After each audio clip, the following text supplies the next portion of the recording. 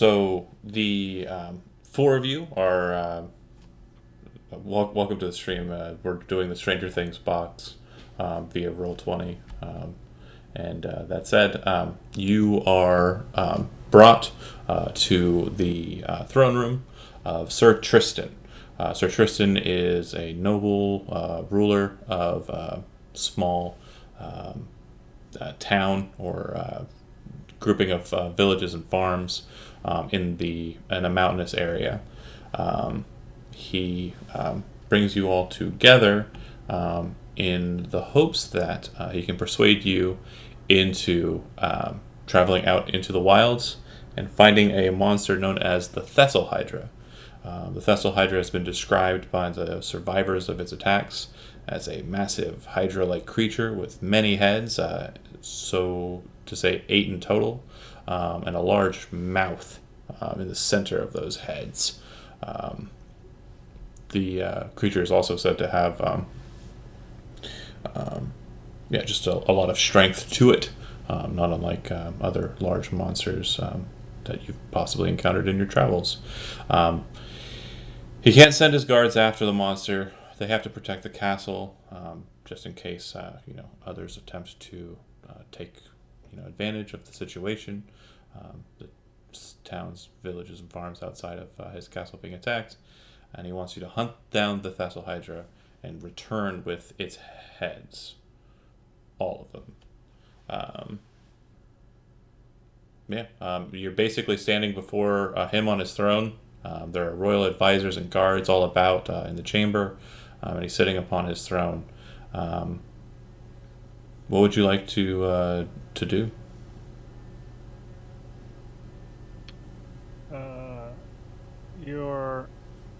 Your Highness, Hmm. where was this Thessalhydra last seen? To the north, up the roads a bit closer into the more cavernous areas around my holds. Okay.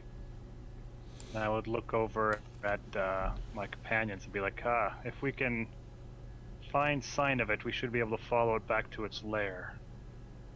And I understand that you are competent heroes.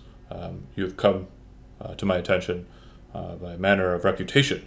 And so I will offer you 100 gold pieces each for this task.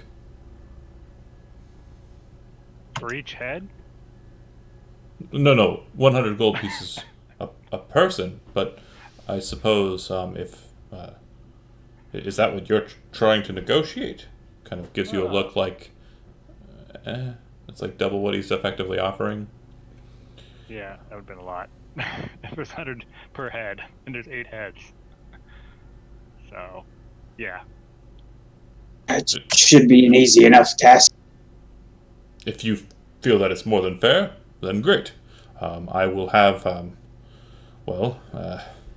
since you are taking on this task in good faith, I know that traveling abroad and across hill and dale with massive great heads of a beast like this would be a matter of issue. He gestures to the side, and you see a human knight kind of step down from the dais, and he's holding 2 bags. He walks over to Kevin, your character, hands you 1 bag, and then walks over to Joe's character and hands him 1 bag. And then says, and I will be accompanying you as well. Are these bags of holding? They are indeed. Magical bags.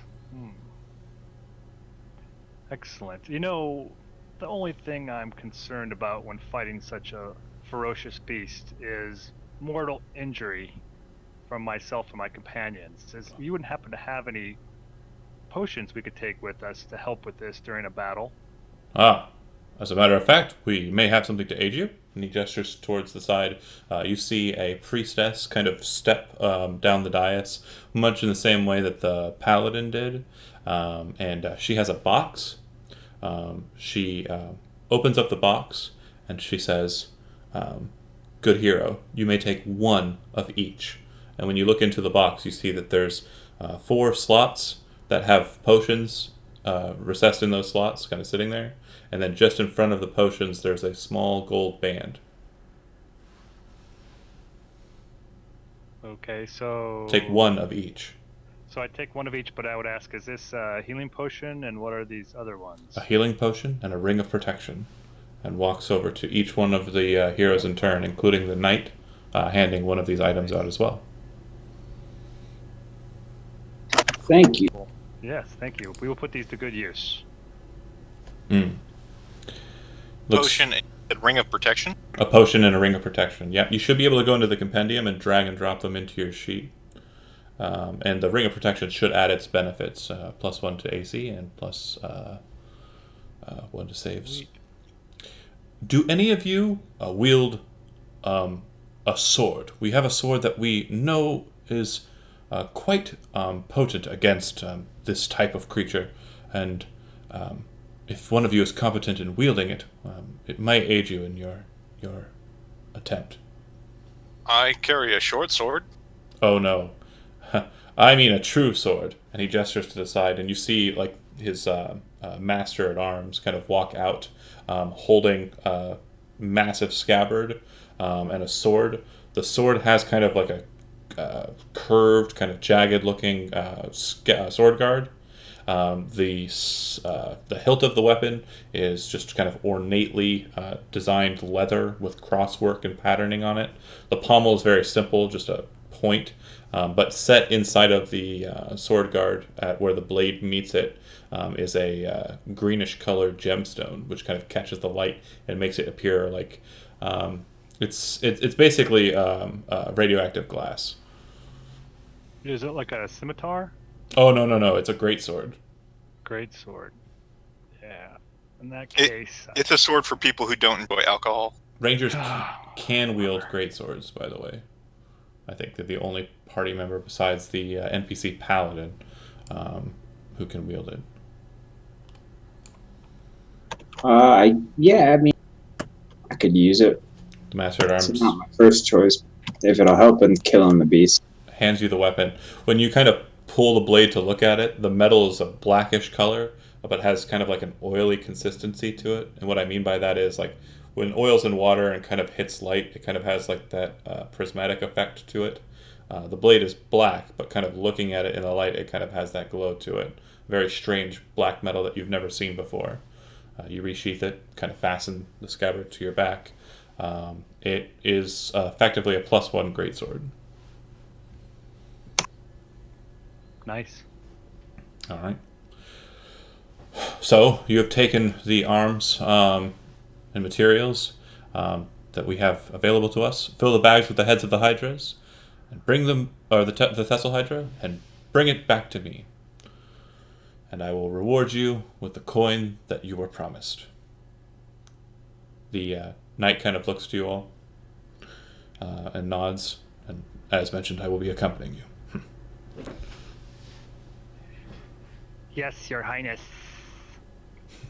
Nice lizard folk. That's my lizardman accent, guys. Get used to it. I'm digging it. All right. Yes. If you exit out of the throne room and head out of the castle, it kind of opens up into the bailey, and there's the exit that you made your way up. The castle sits up on a hill.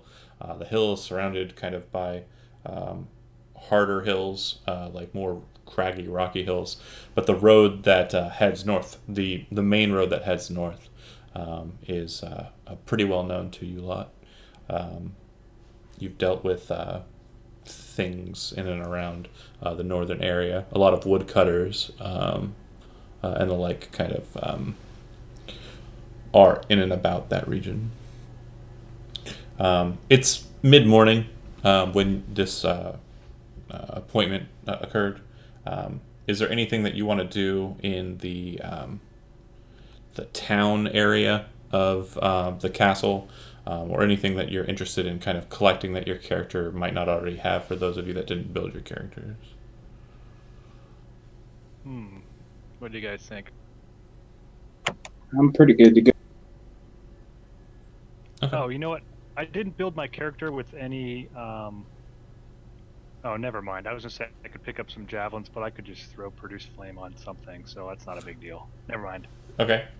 If anyone has 5 gold that the elephant can borrow, because his barrel of ale is only half. Aha. Because I ran out of money. I only started with 5 gold. Fair. I'm sure we could scrape up some 5 gold. My character has 0, but I'm sure I would have started with something. Yeah, So, your background I mean- should have given you some. yeah. I'll I didn't toss do you, that right. toss you a small pouch with 5 gold in it. Yeah. I'm now hauling around a big barrel Okay. with 40 gallons. Party time. You kind of, if you have rope, you kind of strap a bit to the top and some to the bottom and kind of form kind of like a saddle. No, he's just. Okay. I mean, the Fair enough. plug is right there, so you could. Just got it. All right.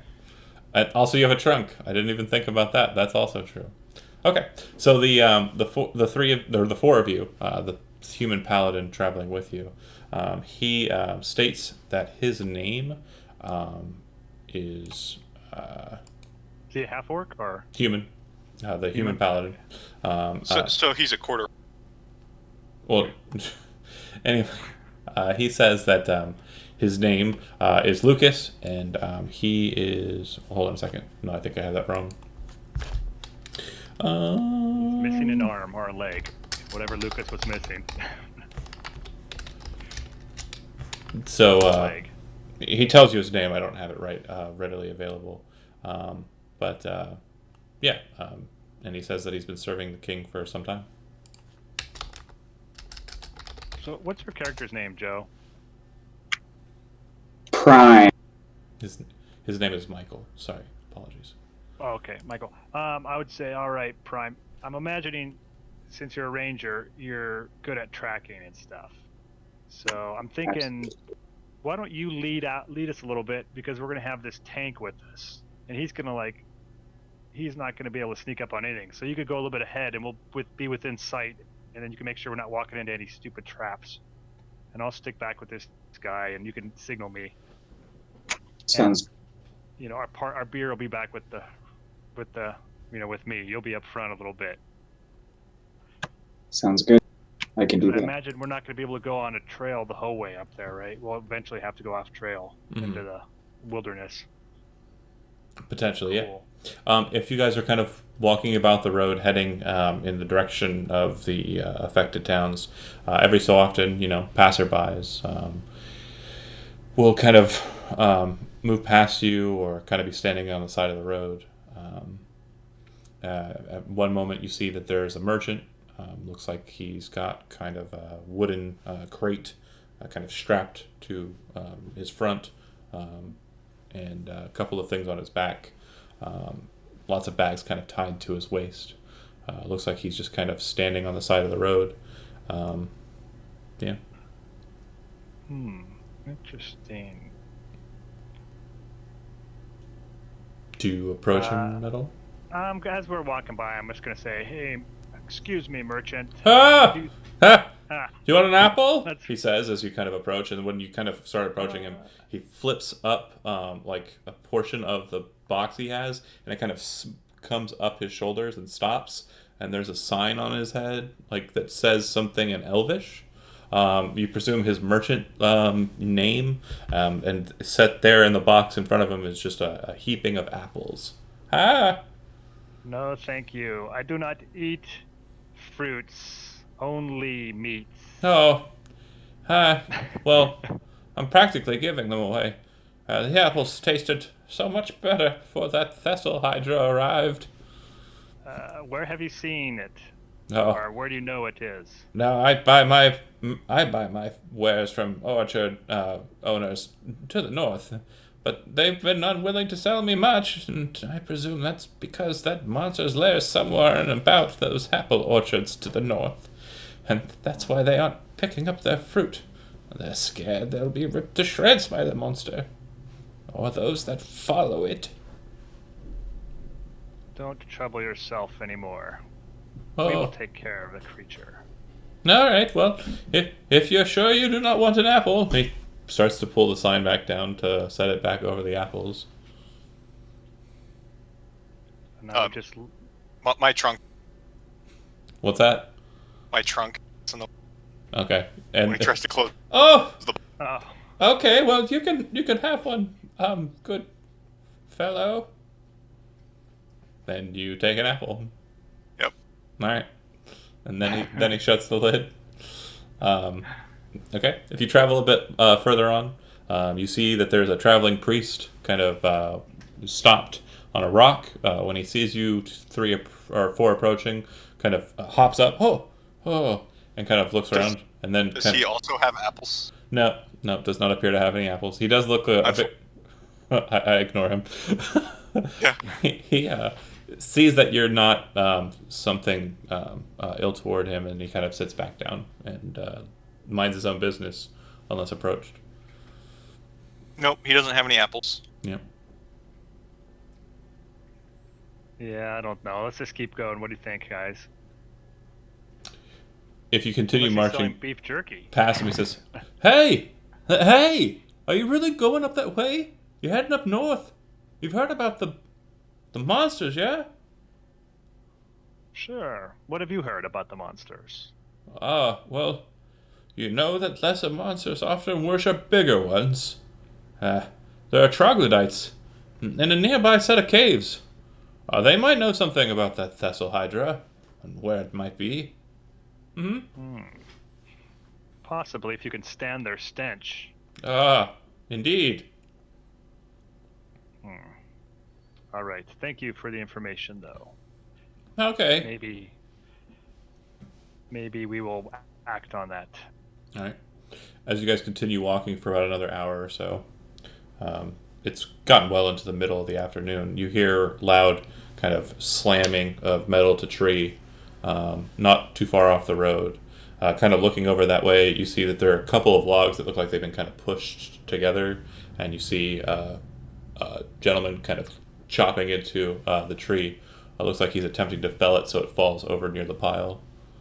And he kind of stops and looks at you, wipes sweat from his brow, gives you a... You need some beer? Yeah, that would be great. And kind of reaches over to his belt and pulls off his tankard and walks over. Nope. Thank you, kindly folk. Kind of looks at you. Where are you heading? North. No. Thessalhydra. Pissing people off. The king's Gonna finally sending someone out there, huh? Very good. Just be warned, the caves up there are cursed. Once you enter, you get lost in twisting tunnels and you can never escape. Beware. Well, we better not get lost. Smart. I know I would. Not very perceptive. Kind of narrowly focused. I can't see the forest for the trees. You need more beer. That was terrible. He takes it and he goes back to cutting. Although, thinking on it, I probably should No, have it's given not him that safe. much alcohol if he's using an axe. But we should go before this turns out badly. About 5 seconds away, you hear just a loud "Ah!" Put off. Yeah. No. You continue on. You see that there's a farm house and an old man kind of sitting on his porch. It's later in the afternoon, as I mentioned. It looks like he spent the long day kind of working about. He kind of looks over to you, gives you a look, but doesn't seem to call you off the road or anything. Is it getting dark already or not yet? It's mid-afternoon, getting close to late afternoon, so it's like kind of that bright sun coming in from the wrong angle. We Bright. should stop for lunch. Stop for lunch. Or if it's late afternoon, it's more like dinner. If he overhears you, he kind of says, "Well, don't come around here. I don't have anything to feed you. Sorry." That's fine. I already ate this. People are scrambling on about some Thessalhydra. I don't even know what that means. I'll tell you, I know there's a big owlbear that's been raiding settlements for its supper. I ain't never seen no Thessalhydra, but owlbears. We got plenty of owlbears around here. They can be troublesome, but did you know they're delicious? No. You just have to, pull all the feathers off first. I never met no person who was able to kill him an owlbear. It's Well, quite mighty if you've crime. tasted the fruits of that labor. I'm not an orchard owner. What the hell am I talking about? He gets up out of his chair and walks into his house, not able to make a good pun. I'm an unacceptable NPC. My joke was terrible and not even on brand. Shuts the door. Just the self-awareness there is like, okay, we should go. Acceptable. Camelot is a silly place. We shan't go there. Not too far out, though, the farmlands nearby, you do see that there are figures kind of moving across the field. Around the field, kind of towards the northern area that you were told about, you do see kind of hills and kind of higher hills that are just barely still a hill, like bearing close to what a mountain would be. You do see figures that are kind of trekking out across one farmland and kind of moving out towards those mountains as the sun's kind of setting. The figures have. Figures be? The beasts. They do appear to be similar in kind to Ciceron. Is that the right name for your lizard folk? Or what's your? I guess, yeah. You can name I don't know. them. I called myself Ceron, but were you thinking of kind of like a Cerion or whatever? Isn't that the name of like a fantasy lizard people race? Yeah. Okay, so you're saying like I'm seeing my people walk around. Well, you're seeing creatures that are similar to yours, except they look more. I don't know. They look different. Could they be like troglodytes that would live in caves? Yeah, it looks like they are kind of moving out, kind of covering their eyes and moving across the field towards the hill areas. Yeah, just for your information and for the people at home, lizard folk would think that was very, like distasteful or, racist if you're calling them similar to troglodytes, but what the heck. The main thing you're noticing that's different about them is when they hit certain stretches of area where the farm or the land kind of has higher grass and such, their skin seems to kind of blend to the colors that they're running through. Ooh. So they have maybe like a chameleon type. Yeah, and they're kind of doing this. They have large, broad fins on the backs of their heads, and they're kind of keeping their eyes covered from the sun. What would our knowledge of like typical troglodyte behavior? Do they raid settlements? Or do they live peacefully? They raid. They often raid.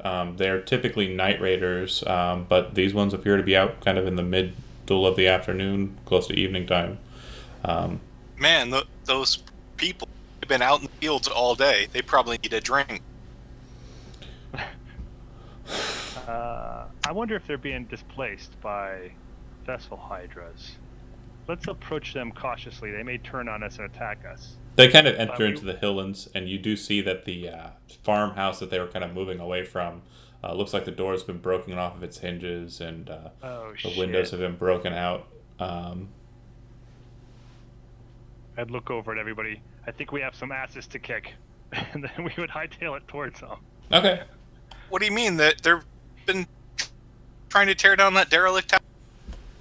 No, I don't think this was a demolition job. You gotta see the good in everything. And by this time, they've definitely outpaced you and are making their way towards these hill areas, these these low hills. You're pretty sure you could track them down or try to, if necessary. And then there's the house, of course, that the state of it remains. I would like to try to track. Okay. Go ahead and make a wisdom survival check for me. 22. Aid him in that? Yeah, it doesn't need it, doesn't look like. Wait, these are troglodytes. Do they happen to have a strong smell of some kind that can easily fall? Someone who has a keen sense of smell. So, when your half-orc friend Prime kind of moves over to kind of where they were last seen, and you kind of start smelling, and kind of smelling the area. You definitely do sense the scent there, but you're not able to kind of tail it. Basically, you know that you're in an area that one of these creatures has been in. You're not able to kind of, Pepe Le Pew kind of trace it to like a location or something. Or who's the creature, or who's the animated character that like was smelling things and kind of floated to it? It wasn't Pepe Le Pew. That's Was it? Was it? Okay, I was That's- right. I was right. And that said, you're not able to trace it. The ranger very quickly gets down, kind of looks to the earth, sees the tracks, kind of knows the direction, and understands very quickly that once you get into the Hilllands, they will be easily found out. Following the tracks, the knight kind of following behind, hand on his sword hilt. You guys move into the lowlands, and you very quickly identify where they kind of trail off to. There's a sheer hill face, kind of like a low cliff, with patches of holes throughout it. These appear to be the caves that were mentioned earlier by the passerby on the road, but you notice that one of the specific caves looks like it's bigger than the others and would fit a humanoid-sized creature, and the tracks seem to lead directly to them. When you're looking at it, you'd be kind of looking at it from a southern to northern kind of perspective, and it looks like let's see if this works. There's kind of trees off to the side, more bushes than trees, but you're kind of breaching out of the shrub area and moving towards the cave proper. Let's see if I can do it. Come on, roll 20, work for me. It's not changed yet, has it? Negative. Okay.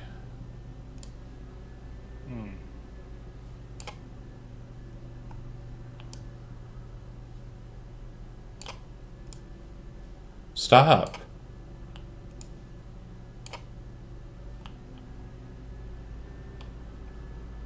Okay. I've got 2 of you on the board, and it's not switching over. That's great. Which 2 do you have on the board? Hold on.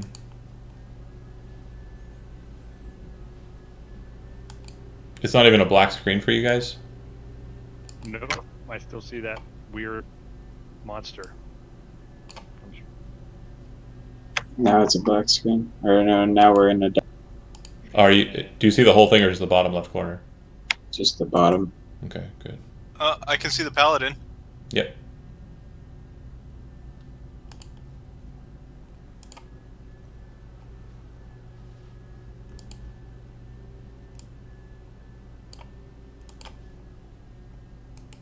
Hold on. Only see the. I think I know it's destroying my bandwidth here. Hold on. I'm gonna have to hit if it's really this dark. I'll have to hit produce flame. The paladin, it's getting darker in this area, and like I mentioned, it was getting close to nighttime by this point. The paladin will actually pull out a torch, actually a lantern, and he affixes it to his shield. His shield is very strange to you guys. You're kind of looking at it. It's like a round buckler shield, but his gauntlet kind of sticks out the side, but it's like heavily gauntleted. And then there's a hole inside, and he kind of places the small lantern here. So it's a lantern shield. Is his light glowing? Do you see his light? No. I don't see his light. Okay, let me go ahead and see if I can't fix that. I'm gonna try. They stand. He is a. Oh, wait a minute. He might not be high enough level to have an aura of any usefulness. No. Probably not.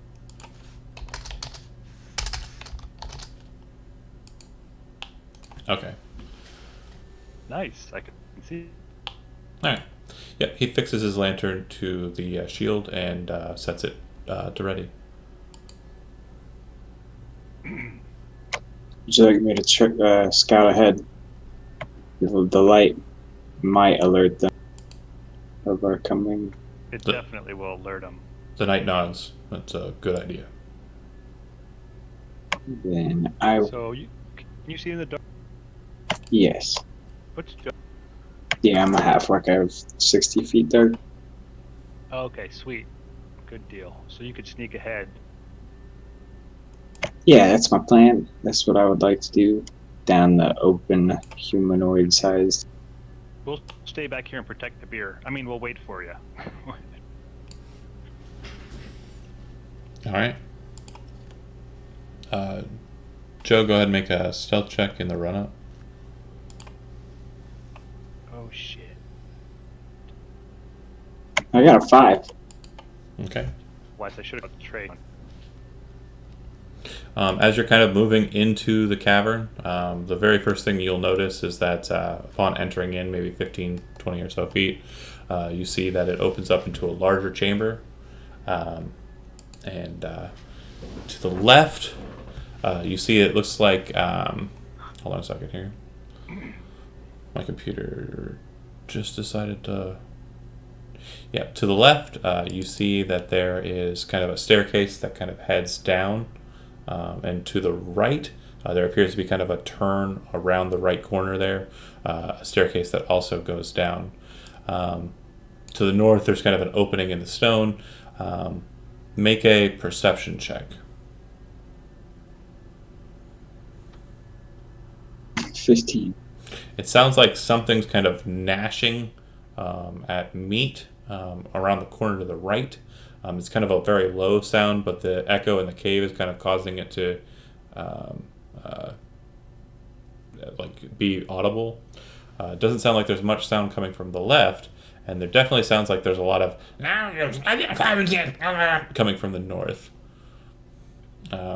If you speak Draconic, I do, you but might. I might be too far away though. Yeah, you're not in the cave yet. Negative. Okay. All right, let me double check and make sure that that's the language that they're speaking. No, they're speaking a different language. It's not a language you recognize. Undercommon, maybe. Troglodyte. Troglodyte. Yeah, they have their own language. Okay, so it doesn't sound like anything's been alerted to your presence that you are aware of, but which direction would you like to go? To the left, to the north, or left, forward, or to the right? I want to cautiously peek around the right. Okay, make me another stealth check.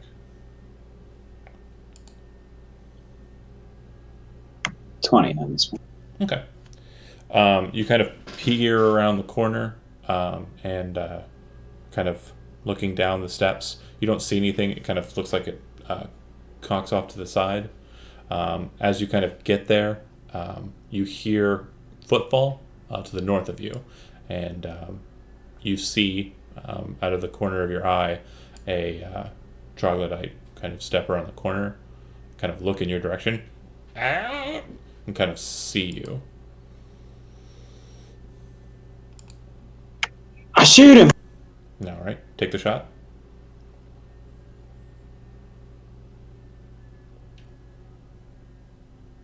$12.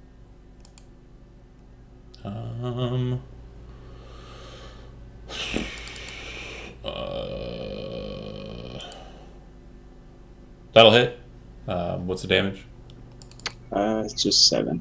All right, hits him square in the shoulder, and he kind of, and then you hear coming from behind him, and then you hear a come from the steps below you.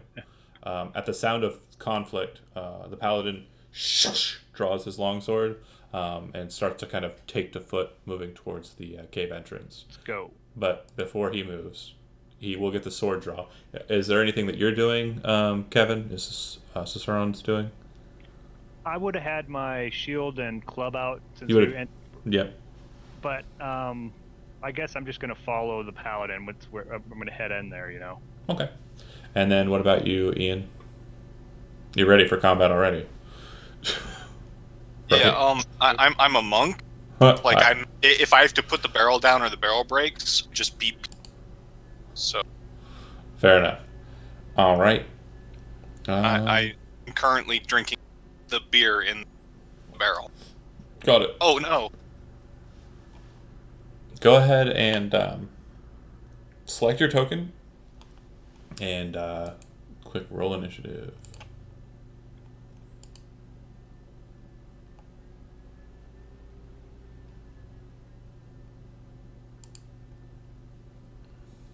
And we have some great initiative. The druid's going pretty fast. Yeah, I mean, I wasn't too bad.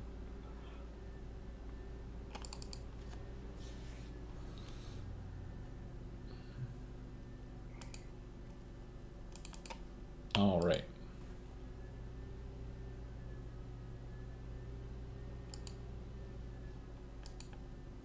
All right, you're up first, Kevin. All right. I would head out in the direction that I heard the Okay. no. Oh shoot. I just realized. I think as I'm moving, I'm going to. Could I cast Produce Flame and kind of hold it in my hand with my shield, just for the light and not for basically I wouldn't be able to protect myself with the shield. Not I'll at all. stow my shield on my back. Stowing your shield's in action. Okay, and I can still move though, right? Yep. All right, forget that. Maybe what I'll do is I'll double move into. You can put the darkness club and away just and grab- cast Produce Flame. Yeah, I'll do that then. Okay. Okay. And then you'd be able to single move. You don't have dash available. Boom, right there. So I get some light. Okay. Doo-doo-doo. All right.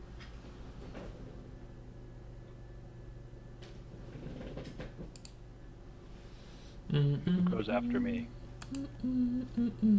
It will go the knight, who will Pal. being brash and ready for action, just charges right into the center of the cavern, taking the dash action. He's gonna run right in there. Yep. All right, Prime.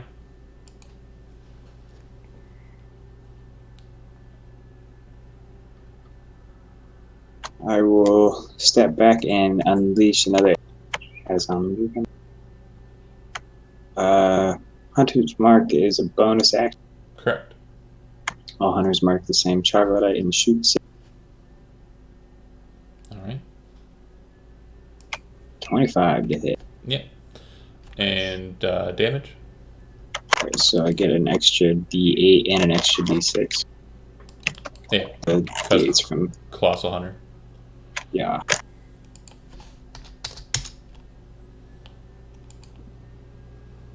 $15 total. Okay. As the arrow sets sail past the paladin, he kind of looks behind him and then watches it, and it hits the troglodyte kind of right next to the other arrow, but further to the right in the chest, and knocks him to the ground. Something large approaches from the south. Ready yourself. Okay. The That's just he's a loxodon. He's big. 7.5 feet tall, man. All right. You see another troglodyte enter in and rush up to the paladin. It looks like this one rushed up to. It's going to actually be adjacent to him. Just my computer's being difficult right now. Another one rushes in. Two of them get adjacent to him, but they don't have means of attacking him. But you do see that as they're moving, they seem to be kind of emitting kind of this weird kind of greenish color, like just fume. It's quite gross looking, and the paladin seems to kind of be nostrily assaulted by the troglodytes as they get in close. Two of them rush up to there, and this one will go here, and this one will go here, and this one will go here. All right, that should be enough. Next up is Ian, Dodo, Loxodon Monk. And I did actually. I thought it. You're cutting in and out, Ian. Oh, I did keep that randomly generated name. I liked it. It's good. Yeah. I'm going to spend a key point to bonus action dash. Yep. Step of the wind. Yep. And get right up next to them, and then I'm actually going to shove one of them away. Okay. Hold on a second here. Yep. I gotta remember how the Troglodyte's funk works. Starts its turn within 5 feet. Okay. Yep. So that's just a strength athletics check. Okay. Versus my either acrobatics or athletics. No, just athletics or acrobatics. Oh. What'd you get? Got a 20. That's pretty good. I got 13. So you're pushing me pointed again? Just straight back, diagonal one. So this one's going here effectively. Got it. Alright. And then bonus action was dashing. You're good, right? Was my dash. You're not. You're 3rd level. Okay. Cool. Alright. Back to the top. Druid. And I need to roll a new initiative. Although I knocked prone, but I think I'll next. Yeah. Let's see. I think my range is only like 30 feet on this thing. So I couldn't hit that one or that one yet. I'd have to move. Alright. I am going to...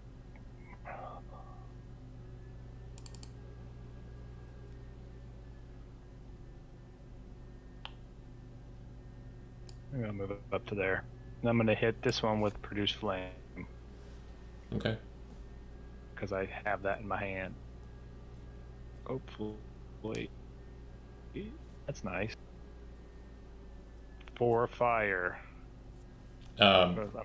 What AC did? Yeah. What AC did it? Pretty sure 19 would hit that guy. And it's the one that's adjacent to the paladin, right? Yeah. Okay. All right. Holy crap, there's a whole bunch of them up there. Yeah. Quite a few. Let's see. The paladin will swing with his sword.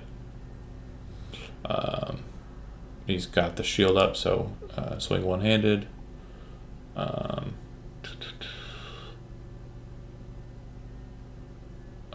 right, so he deals 4 damage. So a total of 8 to that one. All right. Next up is... oh, sorry, I had to roll something at the beginning of the turn with the paladin.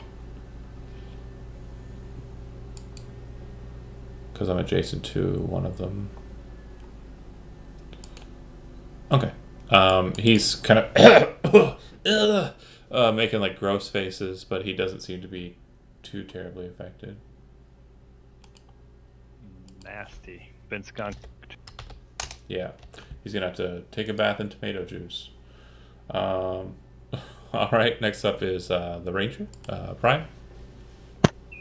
Bonus action to move the hunter's mark to the already damaged one and shoot. Okay. 20 to hit. That'll do it. And basically, as the paladin kind of catches it, it lifts its club to block, and he kind of gets just like a small cut in the shoulder. When the troglodyte pushes off and away, you kind of beat in on the troglodyte and just let go and hit it square in the eye. It kind of spins, tumbling backwards away from the paladin. There's like a brief mist of its grossness as it falls. Any movement for you? Oh, you already did move? Yeah. Okay. All right. Goes to them. I'm going to move in like so. Like so.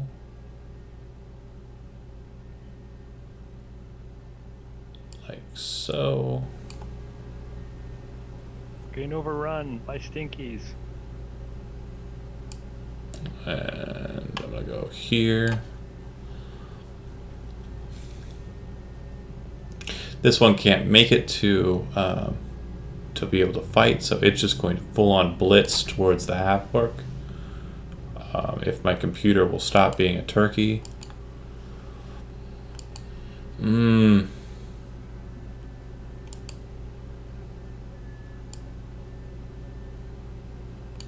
Alright. And then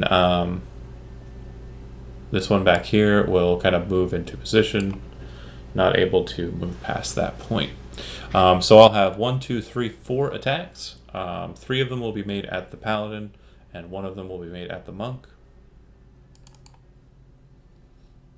Alright. So they make 3 attacks with each of their swings. So claw, claw, bite. Alright. Claw, claw, bite. Claw, claw, bite. Alright. You watch as Michael the paladin kind of gets slashed into. He gets his shield in there and kind of brings his pauldrons to block most of the attacks, but he's able to block most of it, but he still takes quite a bit of damage. He looks pretty well wounded, not bloodied though. And then the one against the monk. Claw, claw, bite. Got a swing and a miss, pretty sure, and then a 23 on the bite for 5 piercing damage on the monk. So you kind of watch as the claws come in, and it's like swinging wide, telegraphing those swings super high. You're like, you got the one hand because you're holding the beer, and you just kind of like block, and then you kind of, and you're like, ah, what? That's not following the rules. That's not okay. All right. Next up is you to retort. I need a Constitution saving throw at the start of your turn, though. Nice. All right. Super good. That's a 20 total. So yeah, you do not get sickened by the smell. And then what would you like to do?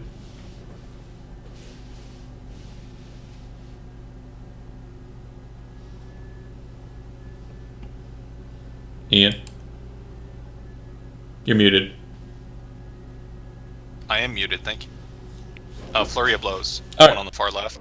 Will you start with your primary attack? Yeah, and it's gonna be knockdown. Okay, so shove to knock prone. Yep.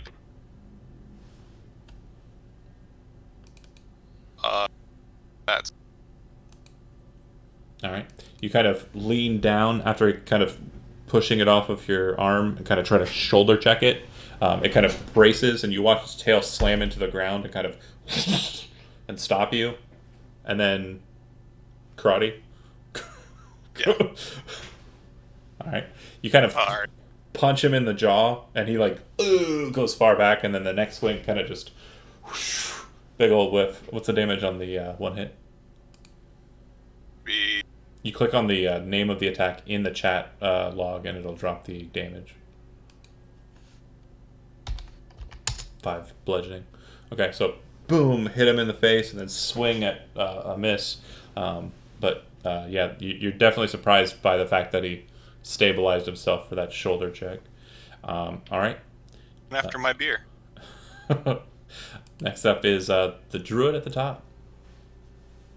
Did I miss the Paladin? No, I swung with him. And then the Ranger killed the thing he was swinging at. I remember. But what would you like to do there, Kevin? All right.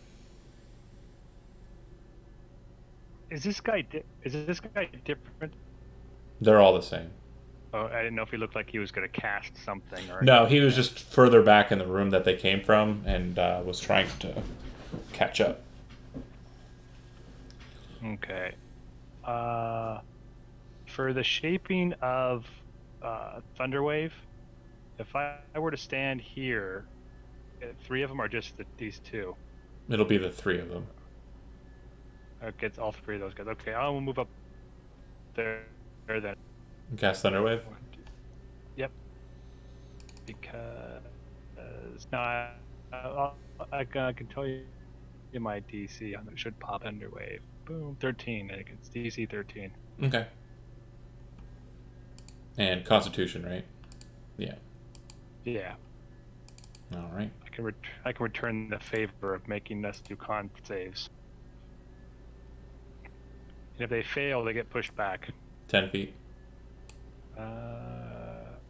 Is it 10 feet or is it 5 feet? I think it is 10 feet, but shouldn't it say on that? No. It'll be Yes, in it the does actual say. spell card, but yeah, it's 15 feet. No problem. Oh, okay, 15 feet. Wow. Further than I thought. Does this affect us as well? Or No, he's kind of in front of you guys. I'm gonna get my weapon in my hand too after I blew those guys back. So I'm ready for next time. My Okay. club.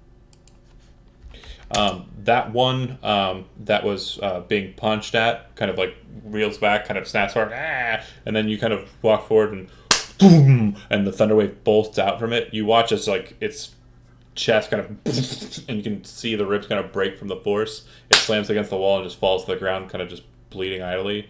The other guy that was next to him hits the back of the wall and kind of and spits blood and is still standing. And then the one over here kind of gets knocked over into the rubble and is kind of on a knee but looking at you, equally mad. All right, they all failed. Oh, I think you get obviously. knocked prone then if they get pushed back 15 feet, don't they? No. Let's see. Just push Okay. back. Bummer. And then solid. Any other movement from you? Dip back No, behind I'm the gonna front stay- line, I'm gonna or I'm gonna stay right where I am, right there. Yeah. okay, cool. And then it'll go to the paladin, who's going to make his check. If it will let me open his character sheet. Oh, he kind of starts spitting up like mucus mixed with like his saliva mixed with the grossness, and kind of looks like he's about to throw up. And spins around and swings at the troglodyte, but you can see that the grossness is kind of catching up with him, and it's kind of stinging at his eyes and blinding him. It's no good for him. Swing. Still hits. He cuts into him. A nice large gash across the troglodyte's chest, but doesn't fell it. Okay, Ranger. Move Mark to the one he just cut and kill it. No, I'll move the mark to the one that's in melee. Oh, yeah, sorry, apologies. First things first, roll me a Constitution saving throw. Fail. You have the poison trait until the start of your next turn. If you remain in it, you continue to sit. Poison just means you have disadvantage on attacks. Alrighty. I would like to drop the bow and pull out the great Okay, and take a big swing. all right, 18 with disadvantage. that'll work. Good And damage. is the 13 damage. the plus one? Okay, yeah. Okay, you pull the sword out, and it kind of like shing. It kind of has like a metallic sound to it, and you kind of bring it down mightily. It hits the troglodyte in the head and just severs through the rest of it, like it was a very lighter material comparatively, and just falls to the ground in ruin. Wow. Alright, great sword. You're like, That's nice. all right. Any other movement or anything for you? If you want to use your No, bonus. I already moved, right? And I've already used my bonus action to reiterate the mark, and I've moved by switching weapons, so. Yep. Cool. Well, you can still take like movement. It's not a move. Yeah, you can still move your speed. Let's just back up a little bit, yeah. Okay. And just remember your bow's right there on the ground. All right. Troglodytes, kind of pulling themselves up from the situation, looking at the fight as it goes, They do see that their friend is currently in danger, so they will try and engage in that matter. Let's see how dumb. I think they're pretty dumb. Yeah, Line them up, baby. Dumb.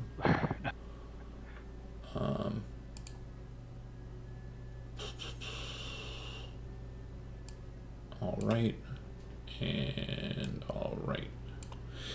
It looks like 3 of them are attacking the paladin again, and one of them is attacking the monk. So, claw, bite. Okay. Claw, bite. Claw, bite. And so, you watch as Michael is able to definitely get his shield in to, interrupt pretty much all of the things that are happening there. And doesn't look like he's too terribly put off by the attacks. He looks like he only got hit once in the lot. It's like he's playing a paladin with the defense fighting style. Did you remember to give him a save? I hate to say it, but he hasn't started his turn. Yeah, he's poisoned. Oh, you're right. Yeah, he's poisoned from the last turn. At the start of his next turn, All he'll right. try again. And then the one against the monk. Does a 16 hit your armor class? Wait, you cut it out, John. Does a 16 hit your armor class, Ian? Yes. Okay. So it kind of swings in wildly, kind of rushing at you, and kind of like lunges in, and you kind of like, back away and kind of then lean back in for, the attack. And then it kind of spirals up, surprisingly agile and a little bit more, combat ready than you expected, and kind of cuts you across the cheek for 3 points of damage. And then kind of, and you kind of, not again. No more of the bites. And looks like it's mad attack. But the turnabout goes to you.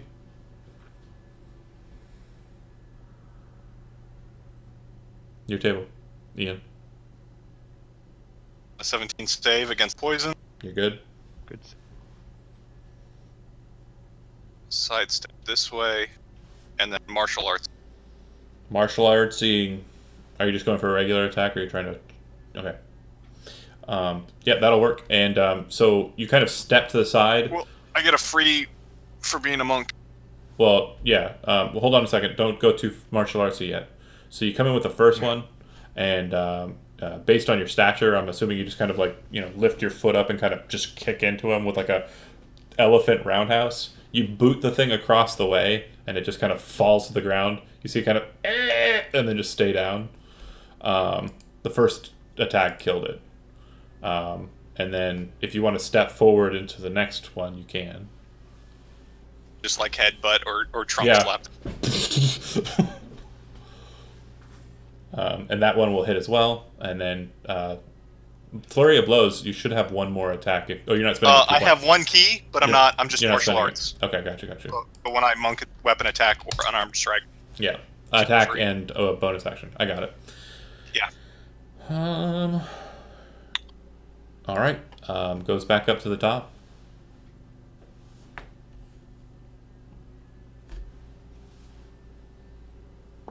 That'd be you, Kevin.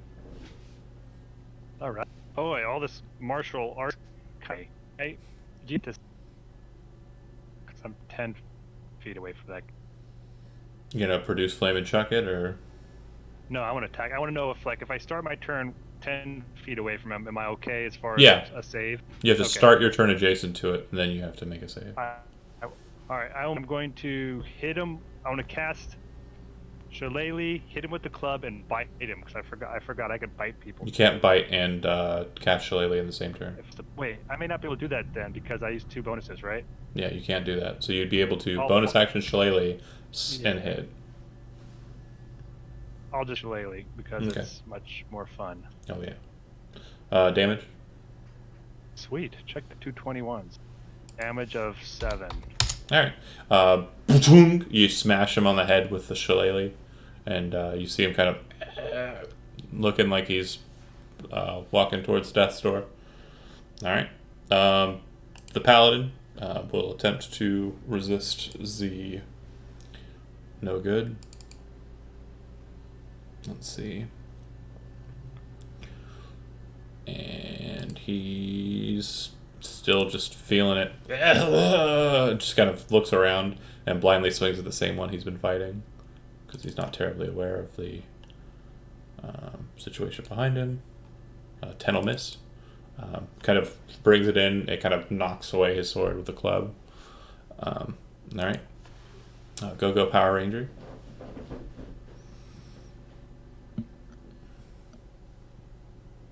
Joe? Sorry. It's okay. I will step in and swing. Okay. Use that great sword. 15. That'll work. I do Hunter's Mark him, even though I forgot to before the attack. I believe in you. That's fine. Roll a d6. Nice. Yeah, 16 damage. The shillelagh kind of wobble bonks him in the head, and he kind of, and then the next thing you see, Ciceron, is this black blade just, and just cut his head off. You're like, Gee. you've been traveling with Prime for a while, and the sword has definitely augmented the normal techniques. Normally it's this, and now it's, whoa. That's pretty cool. All right. They will go, and they're just both going to swing at the paladin.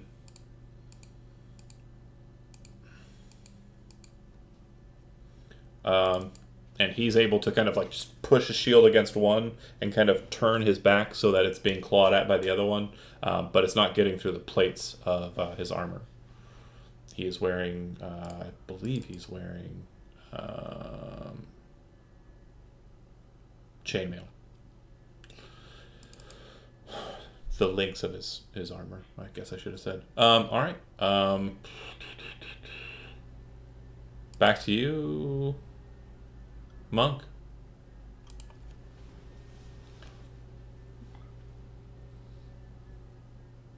Oh, you're not. You're not adjacent to a living one. I haven't marked that one. He's dead. There's only 2 that are alive. Sorry. Oh, that one's dead now. You're muted, Ian.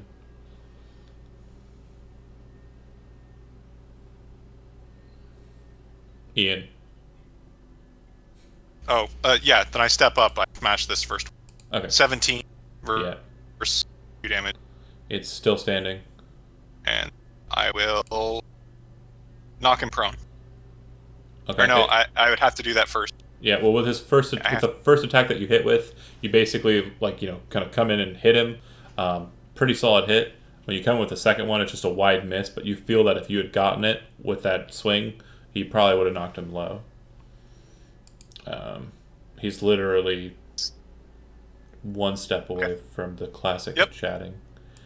All right, and that goes back up to the top. It's you, Kevin. Alrighty. I'm going to... I want to see this kick-ass sword up.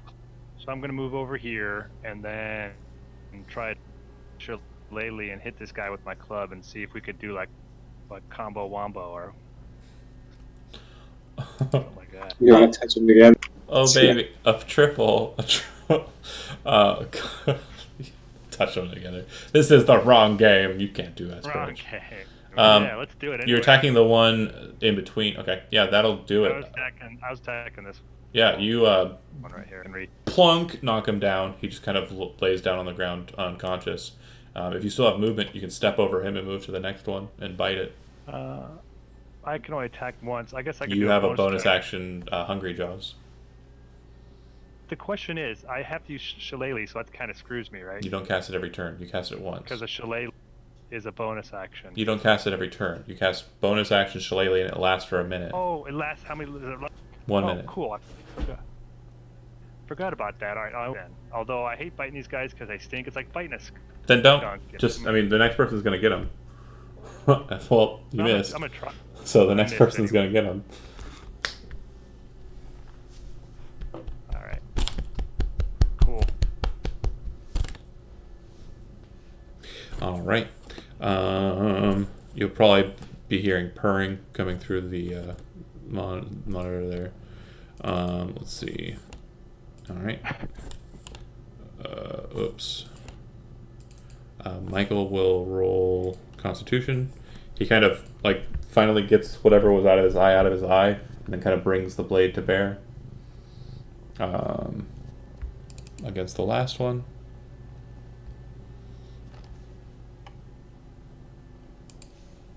And drops it, cuts into it, kind of, and it falls. All right. Cool. Okay. Initiative concludes. And what would you like to do? Is that one guy still alive? The guy that I was stepping on, is he still breathing? No, everything that's not you guys is dead right now. Is dead. All right. I say we're gonna rest these caves and see what they took from the house, if anything. Besides, hopefully they didn't take people. Mm-hmm. But I'm. You cut out. I'll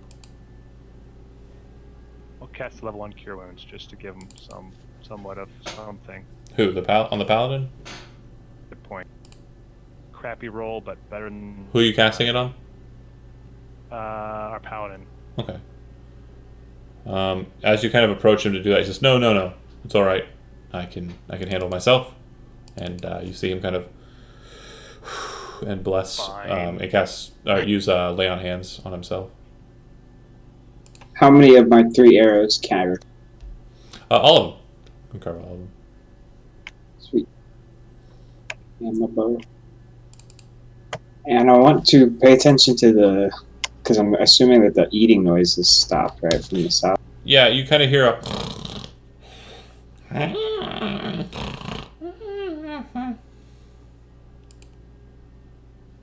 coming from over there. Let's go. Oh, come on. Okay, so there's Come on, the Ranger. path to the west there. There's the path to the north, and then you can try and go south as well. Weren't you saying something about something coming from the south? Or There was a sound down there. It sounded like something was eating, and then you kind of thought you heard something kind of moving down there. And now that the fight's over, you're kind of listening as to what's going on, and it just sounds like something's kind of sleeping over there.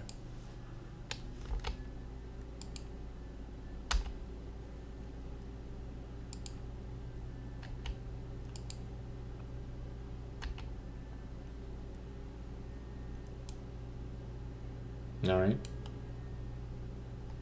Or was it down here? it's down that way, where the sound was coming from. All right, let's go that way first then. I don't want to go at this place alone.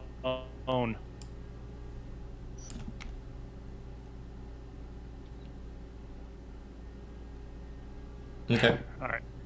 How about you sneak forward? You're probably sneakier than I am. Let's see. My stealth is not the best. Are you going to the left, to the right, or Going to down. the top? Going down? Okay. Downstairs or upstairs? They're all down. They're all down. Okay. Yeah. Okay. Make a stealth check.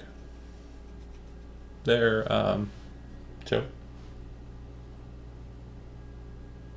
Got a 15. Okay. You kind of see it kind of laying on its side, its feet kind of outstretched.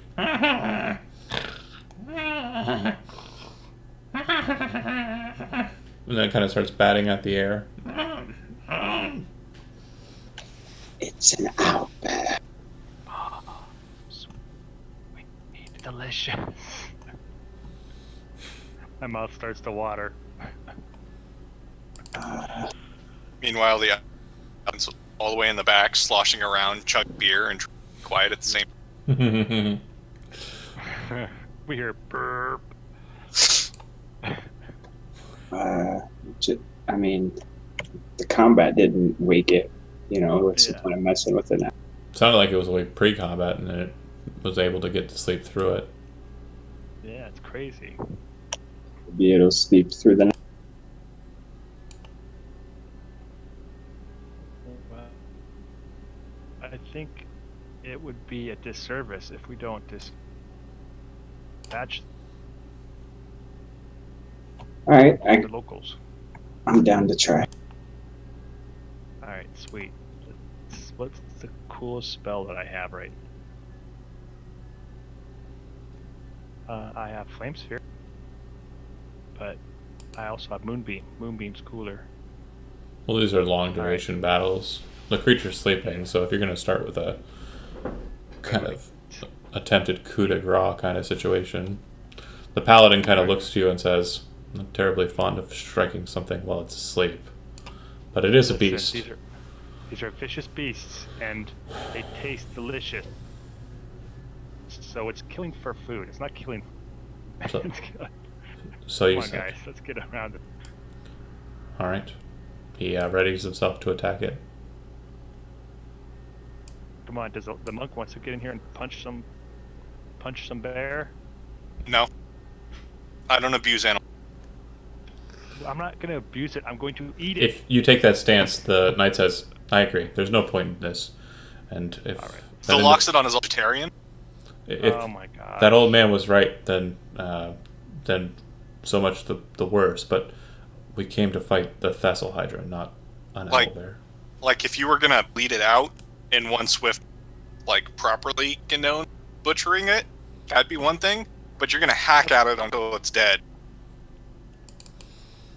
I'm not gonna be part of that. Let's just move past it and head this way, and gestures to the nice side. thing about right? I'm gonna whack it. Should I try and be it? Going past it again? Yeah, make a stealth check. Did you roll yet? Okay. Yep. You guys move past it. Are you heading north or to the west or to the east? Let's go north, I guess. Okay. I guess they don't want to kill it. Joe. That's fine. Tries to eat us. All right. If you guys are heading north, you come to a pretty open cave to the north there. Looks like there's a staircase that kind of leads off, or not staircase, but kind of like a ramp down to the right. And it looks like this is where those troglodytes you just dealt with were stationed. It looks like they were kind of like there's bags and such kind of sitting there.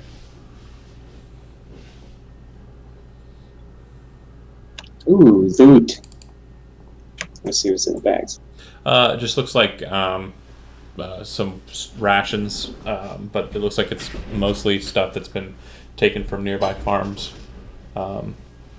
Just random bits and baubles. Probably about 7 silver, 2 gold pieces. I'm only moving the paladin, John, because my line of sight is tied to him. Oh, yeah, if you can move the paladin, great. That saves me a lot of trouble. I don't have to. Interesting. Not a problem. I'm okay with that. But yeah, are you going to... You know that the path to the left, or the west, leads back and around to where you came from, because you can see the dead troglodyte there. Okay. The one that got shot by... To the east, then. Okay. I have no need of material wealth here. Yeah, there's 2 gold pieces and 7 silver on the kobolds. Sure you Everything do. else is just meh. You need All right. material wealth to buy beer and to live.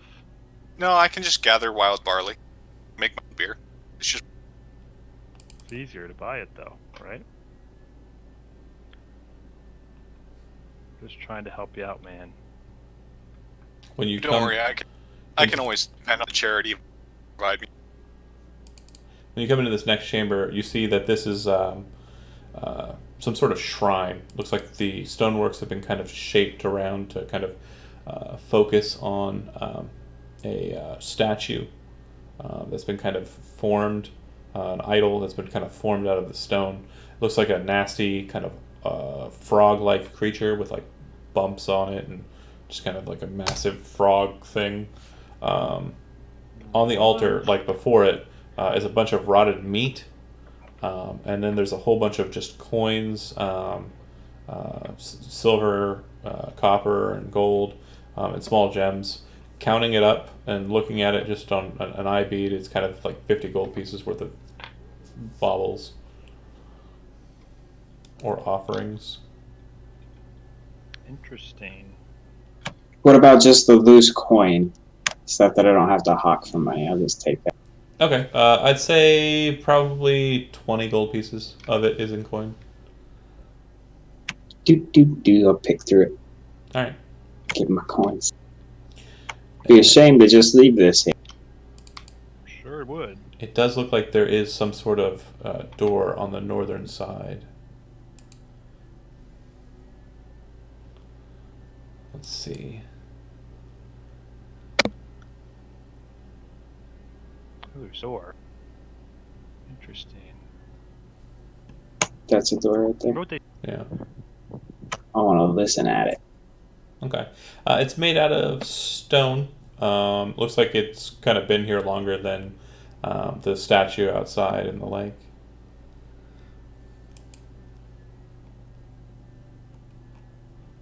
Got an 8 perception. Listening through the door.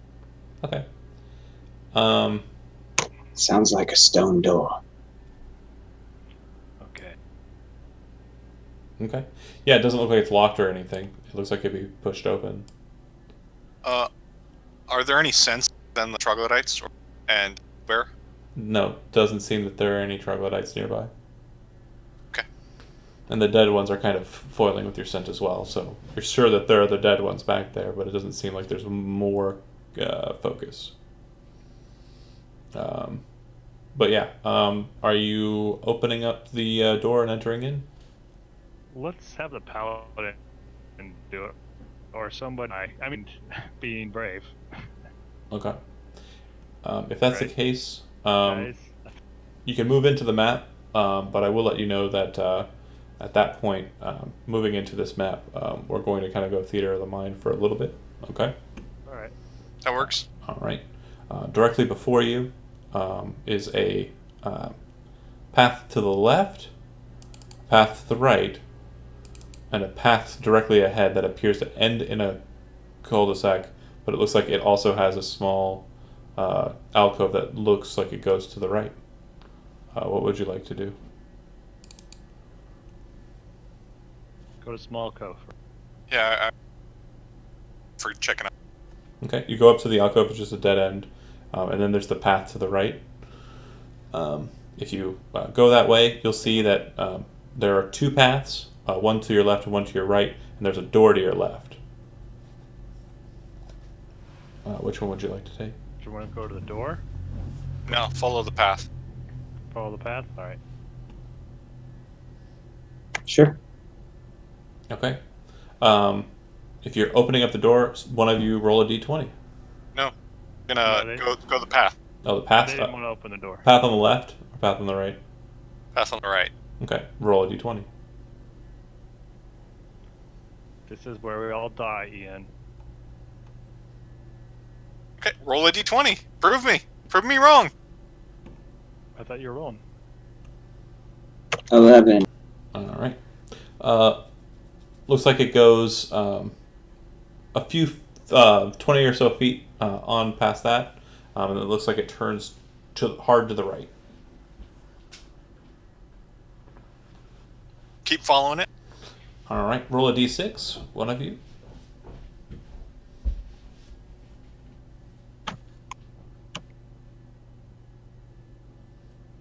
Ooh. Okay.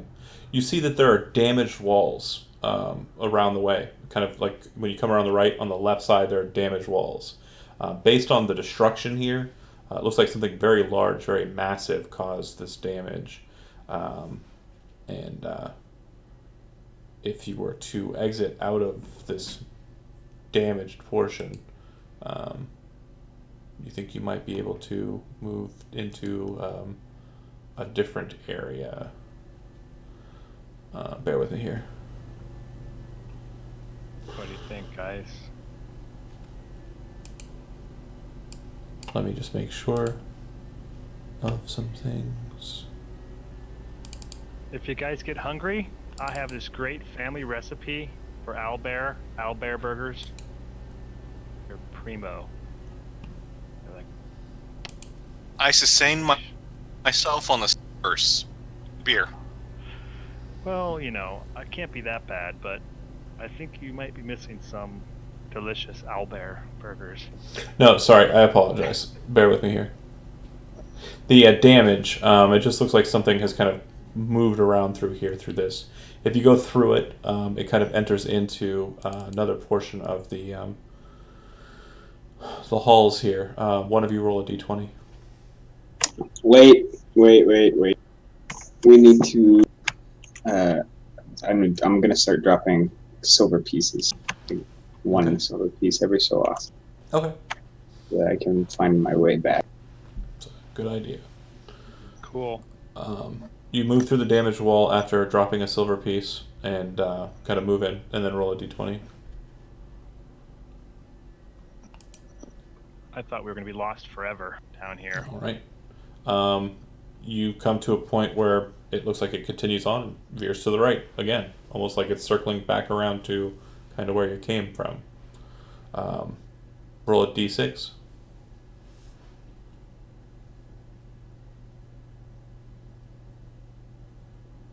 Okay.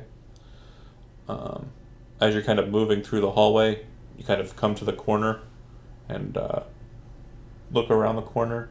You see a group of 3 troglodytes kind of walking, kind of in the same direction you'd be heading.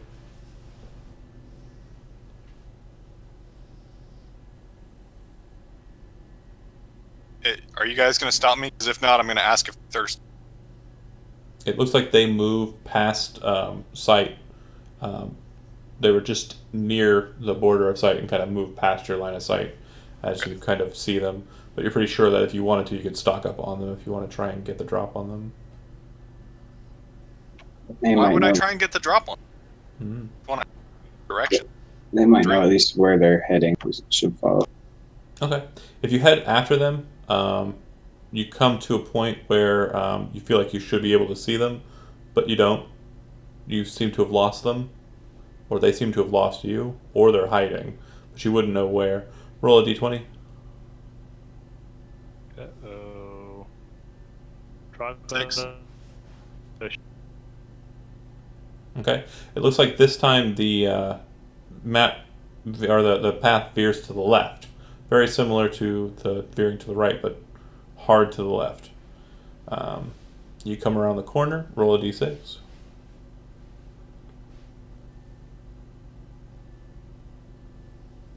You see more damaged walls kind of broken out near where you kind of look. It looks like the very large creature, you presume the Thessalhydra, has been moving through the hallways or been breaking apart portions of it.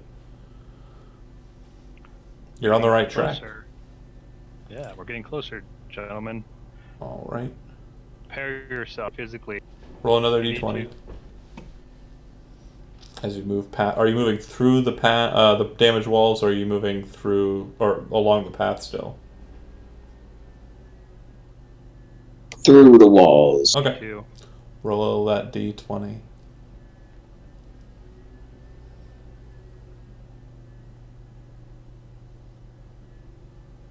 Seven. Okay. Again, another veering to the left, circling back around, it seems. Roll a d6.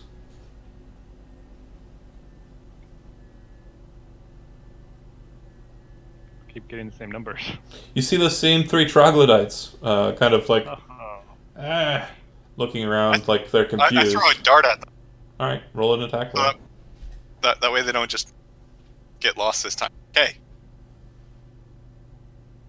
Dart. 11. Hits. Damage. 2. Kind of turns and looks at you. And then they run off into the distance. Followed shortly by a loud crashing. You listen. Flood. You kind of listen, and it sounds like there's a point where their screaming just cuts off. Either they stop talking, or they're no longer in earshot. They got eaten by a Thessalhydra. If you follow in that direction, roll a d20. That's possible. Alright, who wants to do that? Who's been rolling there? I've been rolling it. Keep rolling. You're on a roll. 9. 9. It looks like this path up ahead remains straight for some time, and then kind of veers to the right. Roll a d6.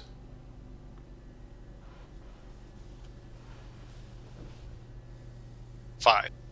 All right. As you kind of veer to the right, you see that there's a group of 3 skeletons just kind of standing there idly. And as you kind of look to them, they kind of roll initiative. Ties. This is the paladin's fault. Oh, you're rolling for the No, I was rolling, paladin. Oh, but cool. I'm going to blame the paladin. Oh, wow. That's fantastic there. Super good rolls.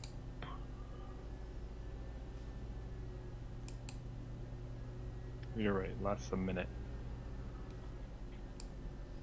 Hold on a second. Right.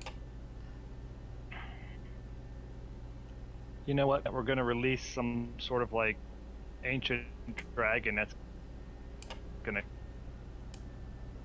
basically just the rest of the bad feeling about. Your lag is very strange, Kevin. Yeah, I know it is. It's my computer's being funny lately because we were moving stuff, and when we set up our router again and everything, it was acting really. I don't know. Interesting. Yeah. It's okay, I'm lagging a lot too, so. We Alright. can lag together. I'm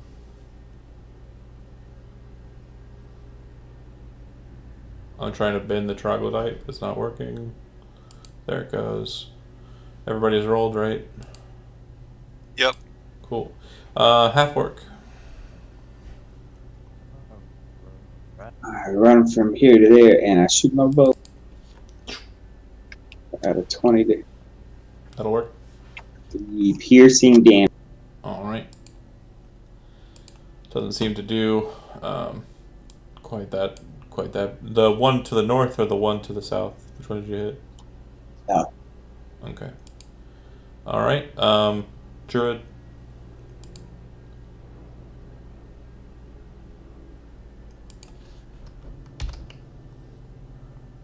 My turn.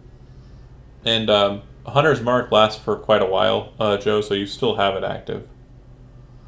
Oh, okay. Sweet. Yeah, check its duration. I think it's like 8 hours. Have 5 more damage. Okay. So bonus action shifted to them shoot. Yeah, I'm gonna look at this bad. Cool. Lizard. Alright, I am going to throw a produce flame on. Which one did he attack? Top South one. Alright, I'll attack that one too then. We're gonna dog Focus fire. 10 will miss. Does not hit. Yep. That's what I thought. The paladin, seeing everything that it hates in the world, Yes. will follow forward. It's those things. And for some reason, his character sheet disappeared. You could be really full right now with owlbear burgers, but boys. He misses. Alright. And Dodo. Okay, so I'm going to walk up and punch this one. Twice. With my trunk. That's probably going to miss. Yeah, that'll miss. And miss that too. will probably also miss. Yeah, these skeletons are favored by fate. On one, the skeletons will actually engage. Come Dread on. skeletons is what they are. As They're you actually wish. Death Knights. They have AC. Yeah, they're death knights. The whole time they've been Death Knights. Short sword. That probably rolled out in the open. Yes. Yeah, it did. Did it crit? You just murdered. Yeah. Alright. You just murdered our paladin buddy. And and then second and third attacks will miss. He'll take 12. And Ouch. he hates it. Sure they miss, John. We believe you now. Like he's just chunky salsa in armor now. The monk and the paladin will each get an attack of opportunity as the one in the back steps forward to fight and then backs away.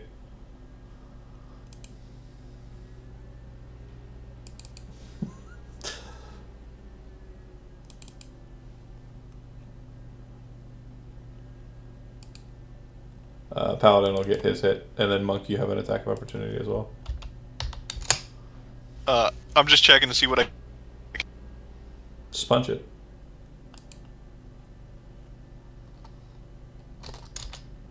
Alright. The punch is super effective, so as it's kind of backing away from you, you kind of whoop, and you watch as the sword cuts into the back, kind of wobbling the spine a bit, and when you punch at the back of the head, it causes it to fly off the spinal column. Alright, Ranger. The one you wounded is still alive. Hey! Shooting. 21 to hit. That'll do it.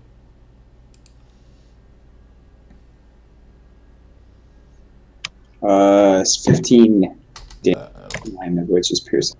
Yeah, you hit it so hard in the sternum it causes all of the bones to splinter out, and a huge explosion of skeleton. It's like it had an explode button and you hit it with the arrow. Sasaron? Saron? Saron. I'm going to... Chacaron! Chacaron! Stroke produced flame. I probably hit him. Damage. 2 fire. Boy, that sucks. Oh well. Paladin will take a mighty swing. You need one of those great swords. I didn't want to give it to the NPC. Yeah. That would suck, you're right. When the Thessalhydra bites his head off, Hits. what good would it do? Alright. And then it'll go to Ian. Dodo. Get him. So I'm going to use first to knock it down. Okay. Probably not. No. And then head. Okay. And that will probably hit. For 3. Just enough to kill it. Because bludgeoning is doubled. And it explodes. Nice. Alright. The skeletons had short swords, scraps of leather armor about their person, and that's pretty much it. And as I mentioned before, it looks like the path kind of veers off to the right up above there. Don't ignore the map again. We're back to theater. Someone roll a d20. I would like to take a bit of a rest here for about a half an hour or an hour to meditate. The paladin says we can continue on. Are you wounded? I mean, I'm not bloodied or anything, but I would like to meditate to recover my energy and restore balance to the... Also, I'm kind of thirsty and I got the beer. Kind of looks at everyone else.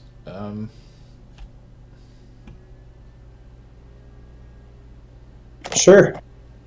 Let me see what I retain, what I get back from a short rest, if there's anything. Not much of anything.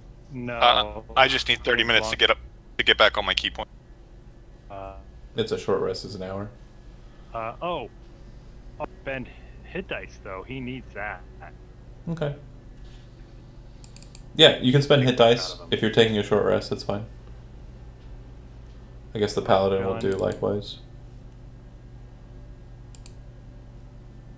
I'll spend 2. Yeah, it's that paladin. I want to go like take another. Yeah. What can I say? He feels better now though. Yeah, I feel better too. He should be, He should be Okay. what, rewarded for his. You recover your key, and then someone roll a d20. All right, maybe you might as well keep rolling. You're on a roll, so to speak. Heyo. 18. All right. All right, roll the d20 again. It crits on a 19 or 20. All right. 17. Okay, there's a door, and then it looks like a path that leads up to a four-way intersection. If you open up the door, go ahead and roll a d6. I feel that the path led us correctly. We should keep following. If someone wants to open up the door. Yeah, let's open the door. Want me to roll a d6 to do it? I'll do it. What the hell? Yeah. 4. We Okay. all die. Oops, sorry. You open up the door, and inside you see 3 troglodytes, one with a dart in his shoulder, kind of turn and look back at you. Ah! They look quite angry. Do you want to fight them or shut the door and just go somewhere else? To shut the door. I look at everybody. Do you guys want me to shut? I shut You the have to door. make the decision. Okay, so you shut the door. Yeah, let's just Okay. Opens it, troglodytes shut. Correct Yeah. call. let's not bother with these guys. Let's go after the big guy. I'm thinking Thessalhydra or as a consolation prize, owlbear. Strangely, it Those are doesn't. the two It doesn't seem that there's any sound of any, anything against the door. Oh, Like there's no clawing or forced attempts to exit. weird. I wonder if this is some sort of thing. Well, maybe they just didn't want to fight us. So it was like a mutual thing. They're like, oh, fine. Yeah, you Don't open the door and they rose it on us as we're like, yeah, we're having none of that. Okay. All right. Do you guys All right. continue on? Yeah, we'll keep going. All right. Roll a d20. 7. All right. Path continues on for some time with a veering to the left. Roll another d20. 18. Roll another d20. It looks like the math goes. It goes straight for another 50 feet or 30 feet, and then kind of becomes a four-way intersection. Okay. The right path. Okay. All right. You continue on for a ways. Roll a d20. Is that a d for the roll? Yeah. He goes 20 feet and turns to the left. Roll a d20.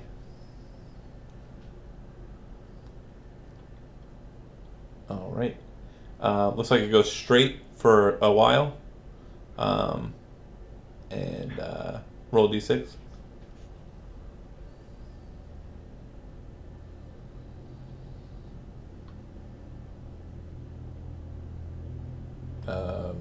Who's in the lead? That'd be me. I'm communing with. What's your passive investigation? Well, it depends. What am I investigating? No, what's your passive investigation? 0.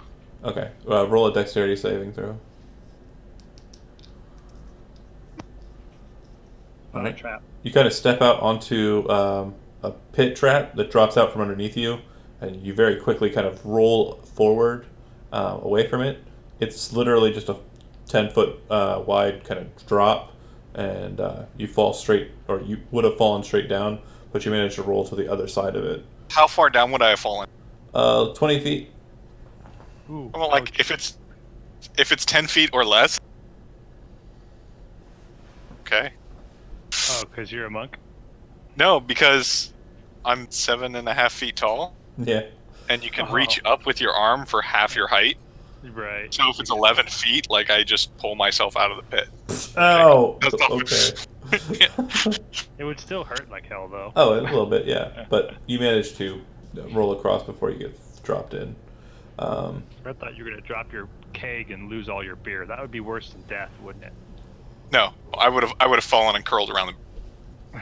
Okay. It's not too hard for you guys to kind of get it. There's like a narrow edge around the pit trap for you to get around it. Go ahead and roll another d20. Yep, sorry.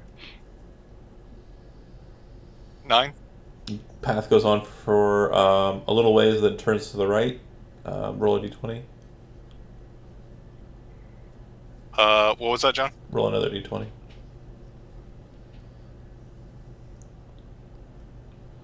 All right. It goes straight for a little while again, turns to the right. Roll a d6. More damaged walls are around the corner, as you see.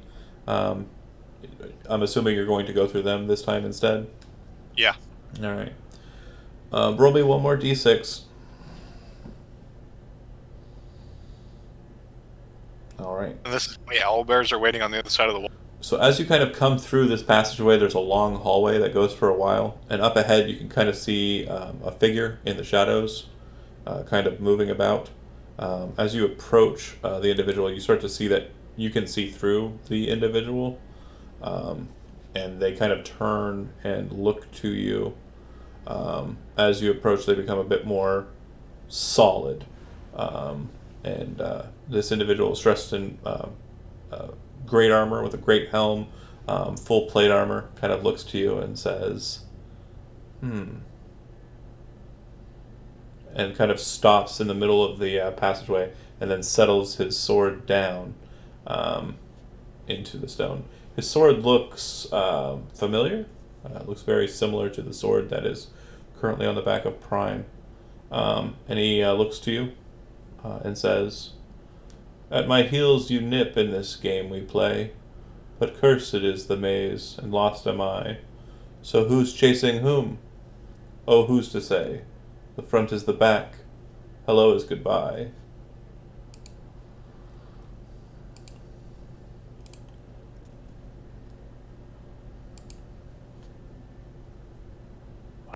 I think like ancient lore tells of very powerful swords where if you touch the tips of the swords, you can do great, wondrous, magical things. Maybe you should try that with this guy. It may be your twin sword. Or you could leave the homoerotic connotations. Walk. What did you say? I can't. Or you could leave the homoeroticism out of the game, and we could just walk backwards. It's just part of the lore. What can I say? That's just. It just happened to be. You know, it's like. So I have to leave it in. He stands there. Anyways, what should we do about this guy? Yeah, I don't know. If Why don't you're you come with us? if you're lost, the way out's back that way. And I point from where we. Doesn't seem to answer. Do you approach What does he him? look like? Yeah, what does he look like? You can't really see him from like the distance you are. So as you start to approach him, you see him start to turn around and start to walk away from you at the same pace that you're moving, so that the distance that he is away from you remains the same. Do you stop, or continue chasing him? Okay. Stop. He stops as well and kind of slowly turns around and takes his position again. I'm gonna start walking away from him. Is he following me? No. Son of a gun. Do you walk for a I while? moonwalk. No, what if I moonwalk, but instead of going backwards, I actually go forward? You know the forward moonwalking thing you can do? I don't know what you're on about. Do you continue walking away from him, or do you stop? I don't know. What do you guys want to do with this guy? I mean, it's like some type of a puzzle thing. You know how we are with puzzles. So if Kevin's walking away from him and I take a step towards him, does he take a step? When you step towards him, he turns around and starts walking away at the same pace, always keeping a distance of about 20 feet away from you and him. 20 feet. Is the room circular? It's not a room, it's still just a hallway. Huh. Okay.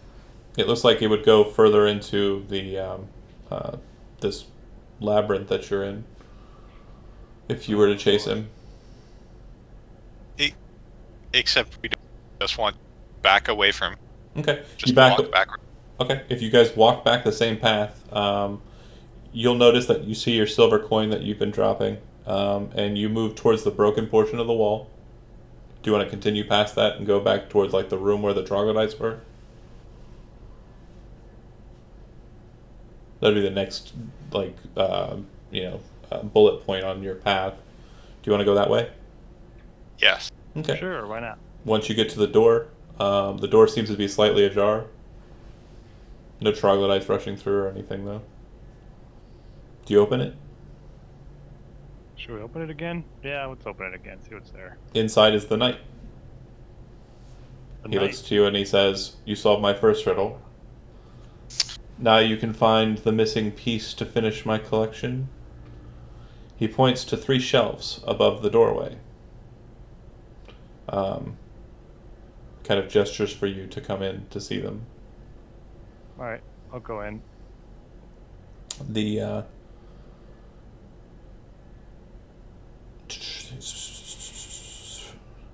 as you enter in, the door kind of locks behind you, closes on its own. Very That's disturbing. That's The not first 2 creepy at shelves have 2 small statues, and the third one has only 1 statue. If you look to the shelf 1 statues, it's a man with a crown and a bag of coins. If you look to the second statue, it's a woman with a crown and a jar of honey. And if you look to the statue on number 3, it has a common woman wearing an apron and apparently an empty space for a second statue. So again, that's a statue of a man with a crown and a statue of a bag of coins. A statue of a man with a crown, or a woman with a crown, and a statue of a jar of honey. And the last one is a statue of a common woman wearing an apron and an empty space for a second statue. In the large room, there is a large table out where he's kind of walking to, and it's covered with small statues. These statues include a cake, a pie, a spinning wheel, like a spinning wheel, a basket of laundry, a plate with a steak, a toy soldier, a sword, and 24 different sculptures of crows. So you presume that the answer is one of these statues needs to be placed in that position. And what were the statues again, John? There's 24 of crows, and what were the other ones? 24 statues of crows, a sword, a toy soldier, a plate with a steak, a basket of laundry, a spinning wheel, a pie, and a cake.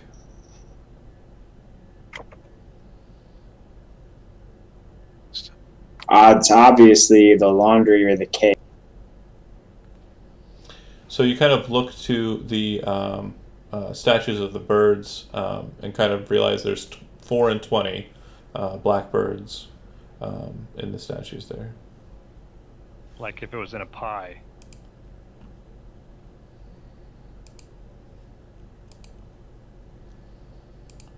I don't know. There could be many different things. It could be laundry. It looks like the king has coins, gold coins. The queen has honey, or the woman has honey. And then there's another woman. Looks like she's a working class woman. Would she have crows to put in her pie? Each one of you, go ahead and roll me a laundry. Roll me a history check.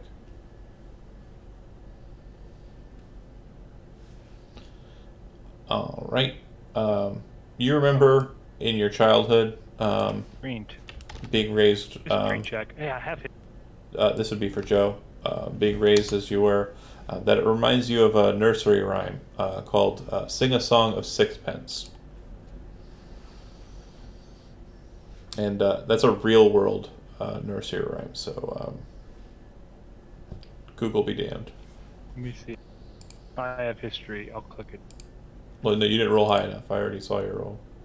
Oh wait, no, you didn't roll. So yeah, you got it high enough as well, Kevin. "Sing a Song of Sixpence" is the name of the nursery rhyme. History. That's pretty good.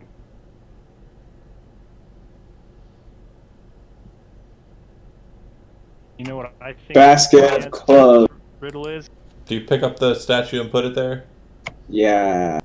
Cool. He says to you, Excellent. I Congratulations. can't believe that was the answer. This is What a was the answer? sexist. Yeah. You're so clever. The common woman's place.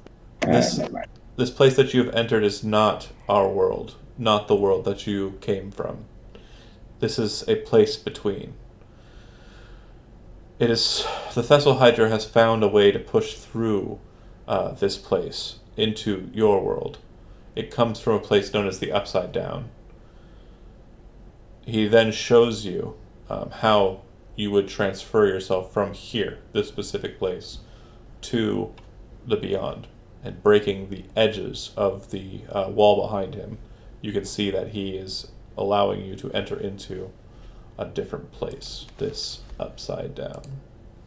And he gestures for you to make your way through. Bear with me while I copy pasta your character tokens as they stand. Maybe we'll find the peasant woman named Barb that went missing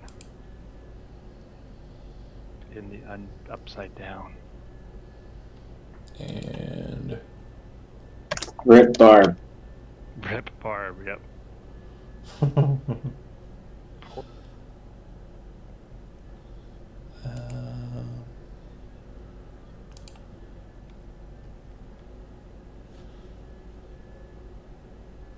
Kids He- from the noise side. opens up the space for you, allowing you entrance into this other place. You can see beyond that you're no longer like outside in this place. You're no longer bound by walls. It doesn't look like this place is as open as it was. That labyrinth that you were kind of bound in doesn't seem to be present. It's cold, it's dark, and you can see the sky above you. You're no longer underground. It appears that you're out in what appears to be some falling apart orchard, similar to the ones that you passed by when you were making your way to the caves. You were walking around for some time underground or in the labyrinth, so it may be the case. It almost looks familiar, except twisted and distorted. As you kind of look about where you're at, you do see that the hills that you entered in the first place are just over past the way. It seems like this is a dark echo of the material plane that you thought you were just in. Do you have your weapons drawn?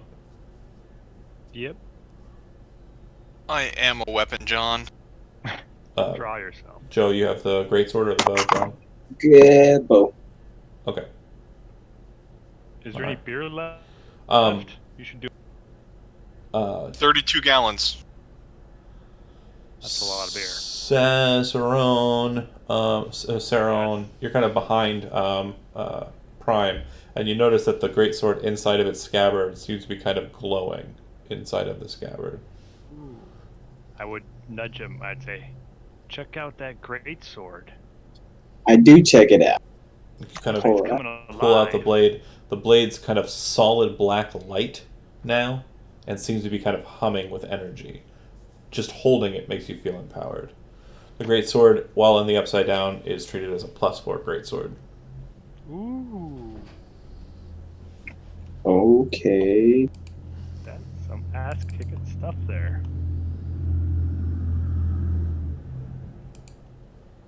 Well, I will be using this from now.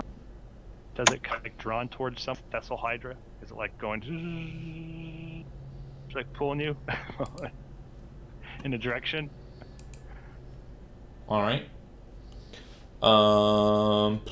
You guys move out, kind of moving towards the same cavern, or are you guys tracking around this area looking for something?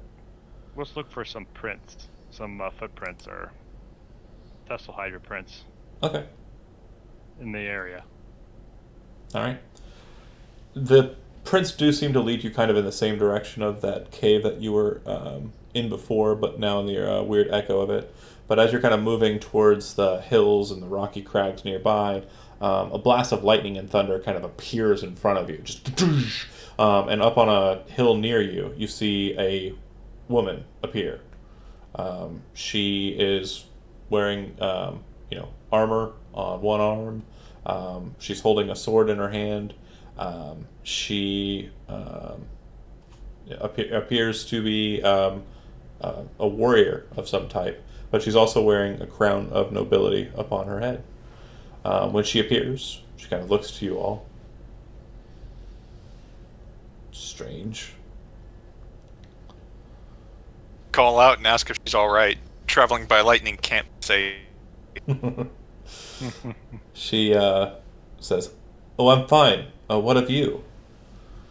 Are any of I'm you good. wounded?" I No. don't think we are. Like, topped up. Hmm. We're fine. Do you want a drink? No, I'm on a matter of my She own. shifts the barrel. Stay out of my way. What are you doing here? What are you seeking out? Thessalhydra? Ah, the Thessalhydra. It is over beyond that point. What are you doing? I am seeking out a matter of my own. Let's see. Sorry, this part of it I still am wrapping my head around. What is your name? I do not wish to give it to you. And Should she we kind just of call you something? She kind of pridefully just kind of sneers down at you, like, "You must go to the cavern where the flowers grow if you're seeking out the Thessalhydra. Just know that these creatures that are out and about here in the Upside Down, they hunt by smell of life, by smell of blood."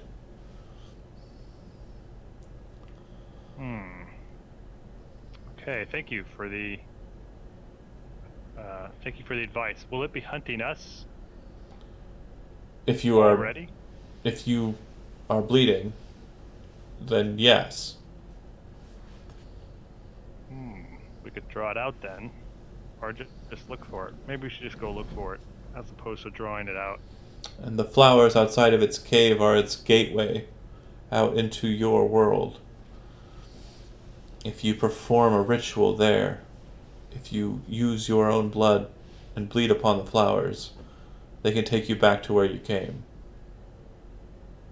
Okay, That's great. what I was going to ask about. So, Note, too, that there is a creature that lurks about this place, the Demogorgon. It hunts by blood as well. You will know it. It will stand as a man, but its head is like that of a flower. If you are intending on leaving through those plants, through those flowers, know that if the Demogorgon is within its range of you, it will come and seek you out. Powerful is this Demogorgon? It is definitely something that you would not want to scuffle with. No, I apologize. Rewind. Not blood from you will open the flowers. Blood from a Demogorgon will open the flowers. Blood from a Demogorgon. That makes... that makes it much less Yes. Right. So we have to kill this Thessalhydra, take its head... Let me see. Let me double check. Hold on. The Demogorgon. No. Either you or the Demogorgon. Oh, okay. I don't know. I'm kind of concerned about how strong this Thessalhydra is going to be. Not to mention the Demogorgon. Nope. Sorry. I have it. 100% now. Got it. The Demogorgon's blood is needed to open the pathway to your world. This is the worst part of the episode, I think. I'm the worst DM. So the blood of the Demogorgon is required to open the path to your world. Your blood is required to have it come to you. If you wish to have the Demogorgon come to you, you will need to bleed and it will seek you out. Or you can attempt to try and track it and find it and kill it. But there is no other method for you to return back to your home at this point unless you use the blood of the Demogorgon upon the flowers. And is there any trick to killing the Thessalhydra? Nope. And she says, "That's all I have time to help you with. Bye." And she leaves. See you later, White Rabbit. Yeah, very interesting. Yeah, I tried reading over this several times, and yeah, no, I'm dumb. But yeah, I think I got it. She says, keep away from her, and tells you how to find the Thessalhydra and how to get back home when you're done, and then leaves. Okay, cool. So do you guys head that way? I guess so. That's what we came for. Got it. Yeah, we should have no problem drawing the Demogorgon to us, because I'm pretty sure this will kick the shit out of at least one of us. Ooh. Oh, for sure. So, like, fine. Okay. You head to the cave. It's exactly the same cave as the cave you had entered in before, except that it's twisted and distorted, but looks pretty close to the same. But the one to the side of it has the flowers outside. It appears that it's not exactly the same cave, but a separate one. And this one has been twisted where it looked like it wasn't big enough for someone to step into. It now looks like it is more than capable of taking a person within. Okay.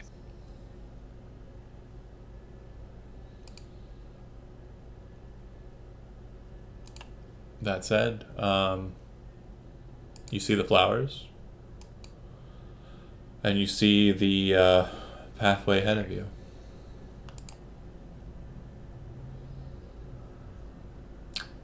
Stealthing in. Well, Sound good? I figure the louder we are, the right. Fair enough. Just tell me what you're doing. I'd rather sneak up on it than have it know we're coming, though. Sure. That's my only thought. What do you guys think? Those are I pretty can flowers. You can try to sneak up on. Yeah, those are pretty cool flowers, John. You draw those yourself? No. Watch out, one of them could... I mean, Demigorgon. They could be cannibalistic flowers. No, they don't seem to be anything untoward. They are very unworldly, like they're very just outside of the norm, but they and massive, but they don't seem to be carnivorous. All right. Okay. Where do you guys want to go? Or do you want to go this way? Super sneaky. 9. Way. I've went through the right passage most often. The way here, so let's go through the left passage now that we're here. There is no left passage. If you guys kind of come up through the door this there, you'll see that there's this hole in the north portion is the cave. Yeah. You'll note that the passageway kind of veers to the left. If that makes you feel better about it. Yeah. Sure. Dum. Let's go. And I'll be completely honest with you. My prep time did not get to this point of it, but I am trying to read ahead and keep on track. So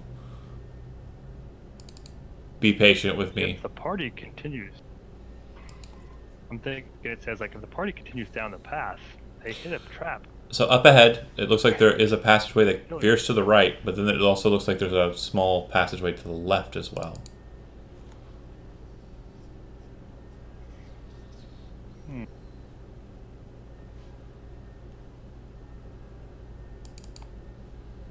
Man, we should go south at this point.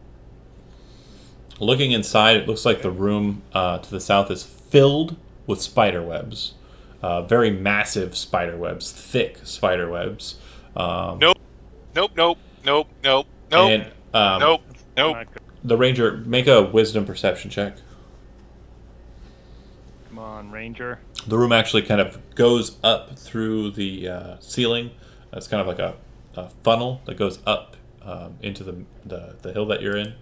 And Joe, your Prime's able to see that there are 3 massive forms inside of the webs, kind of at different levels, but they look like giant spiders. They don't look like they're moving or anything, doing anything crazy. I'll point them out to everyone else and say we should keep moving. All right. And then if you move to the north, you'll see that there's a 20-foot wide pit. It looks like you might be able to try and jump across, but it does look like it's pretty deep.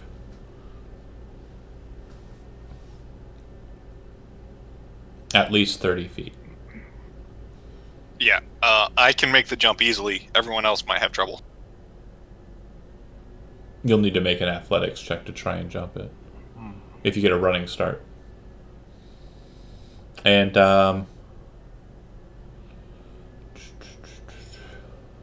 guys want to do it at the same time? 1, 2, 3, go.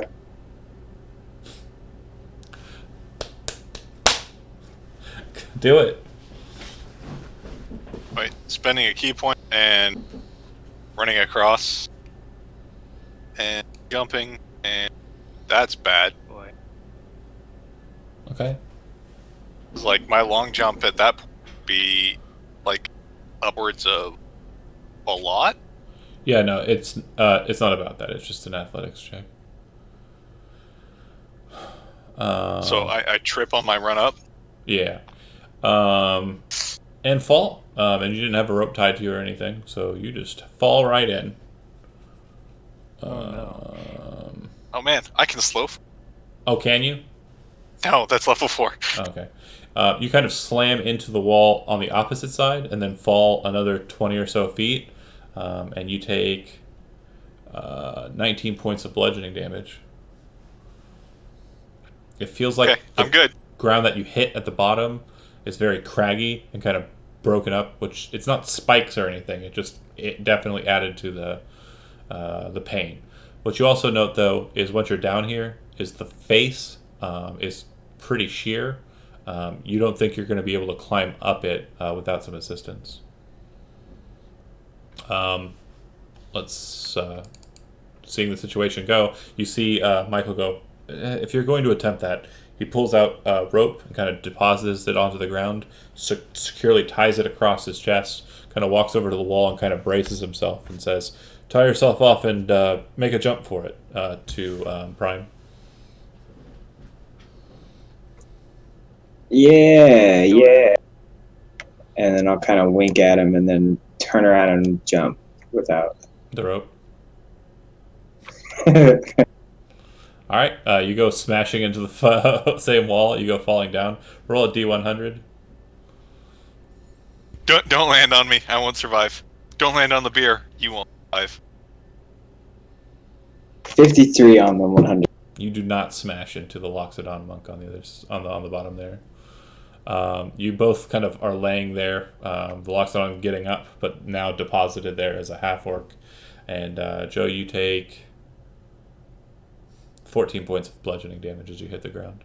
Sean, the Loxodon's not standing up. He just kind of rolls the barrel of beer on top of him and opens it up. It just starts nursing it like a baby bottle. Nice.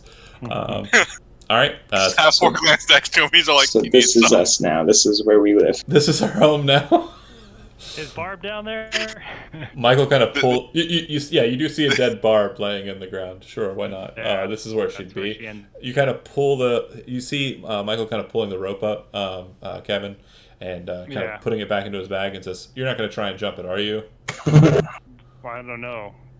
I mean, I guess we. Okay. Well, wait. As he kind of got it into his hand, he kind of hands you the line and says, "Hold on to this, okay? Just hold on to this. I've got a plan here. I'm not crazy." And he runs towards the edge and jumps. You see him while you guys are down there, just fly across and land. And he lands gracefully on the edge and then kind of pulls himself over to it. And he says, "Hold it taut." Hold it taut. Okay, are you ready? Yeah. Jump off of the ledge and jump towards me. Alright. Make an athletics Slack. check. Athletics on. This ought to be good. 5. You I see go him. straight down. You see him start to kind of reel the rope and try to like pull it in. So you fall and you hit the stone. Did you tie it to yourself? Did you say you tied it to yourself? Yeah. Okay. Yeah, I'll tie it to myself. Yeah. So you smash into the wall and you're about 10 feet below the facing, but you hit that rock hard. You're taking 9 points of damage as you smash into the wall, and then he goes, didn't work as well as I hoped, but it worked, and he kind of starts to heft you back up onto the ledge. Sure, You're worked. now next to him. Hey, you didn't fall down there. And then he starts to You're right. I didn't fall, untie the rope from you and throw it down to you guys at the bottom, and kind of braces himself to secure himself so you guys can climb up. Do you want some of the beer before you go climb up the rope first? Like open the tap, just it. Oh yeah, that sounds like a good thing. So as you're climbing up, you kind of hear a sound, and you kind of get up to the surface and see off in the shadows, because you're the only one with dark vision, that the Thessalhydra is just sitting in the big open hall near where you're at, and is slowly lurking towards you. We found. This is when you're climbing up, not when the monk is climbing up. So once you get to the top, and the monk being at the bottom, I would like for you to roll initiative at this point.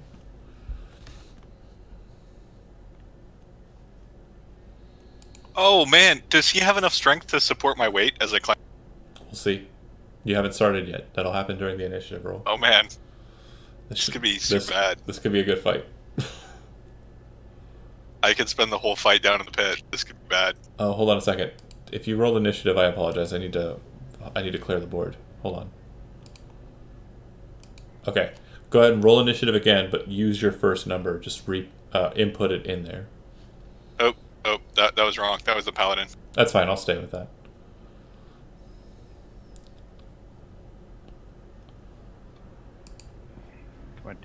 Was better.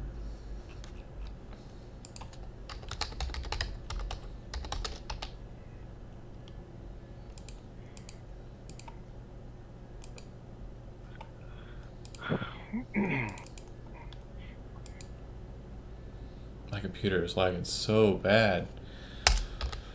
Boom, boom, boom, boom, boom, boom. That's a good perception roll. For fun. All right. Everybody rolled? Yeah, the paladin just needs initiative. He's fine with that. That's fine. That's about what he would roll. All right.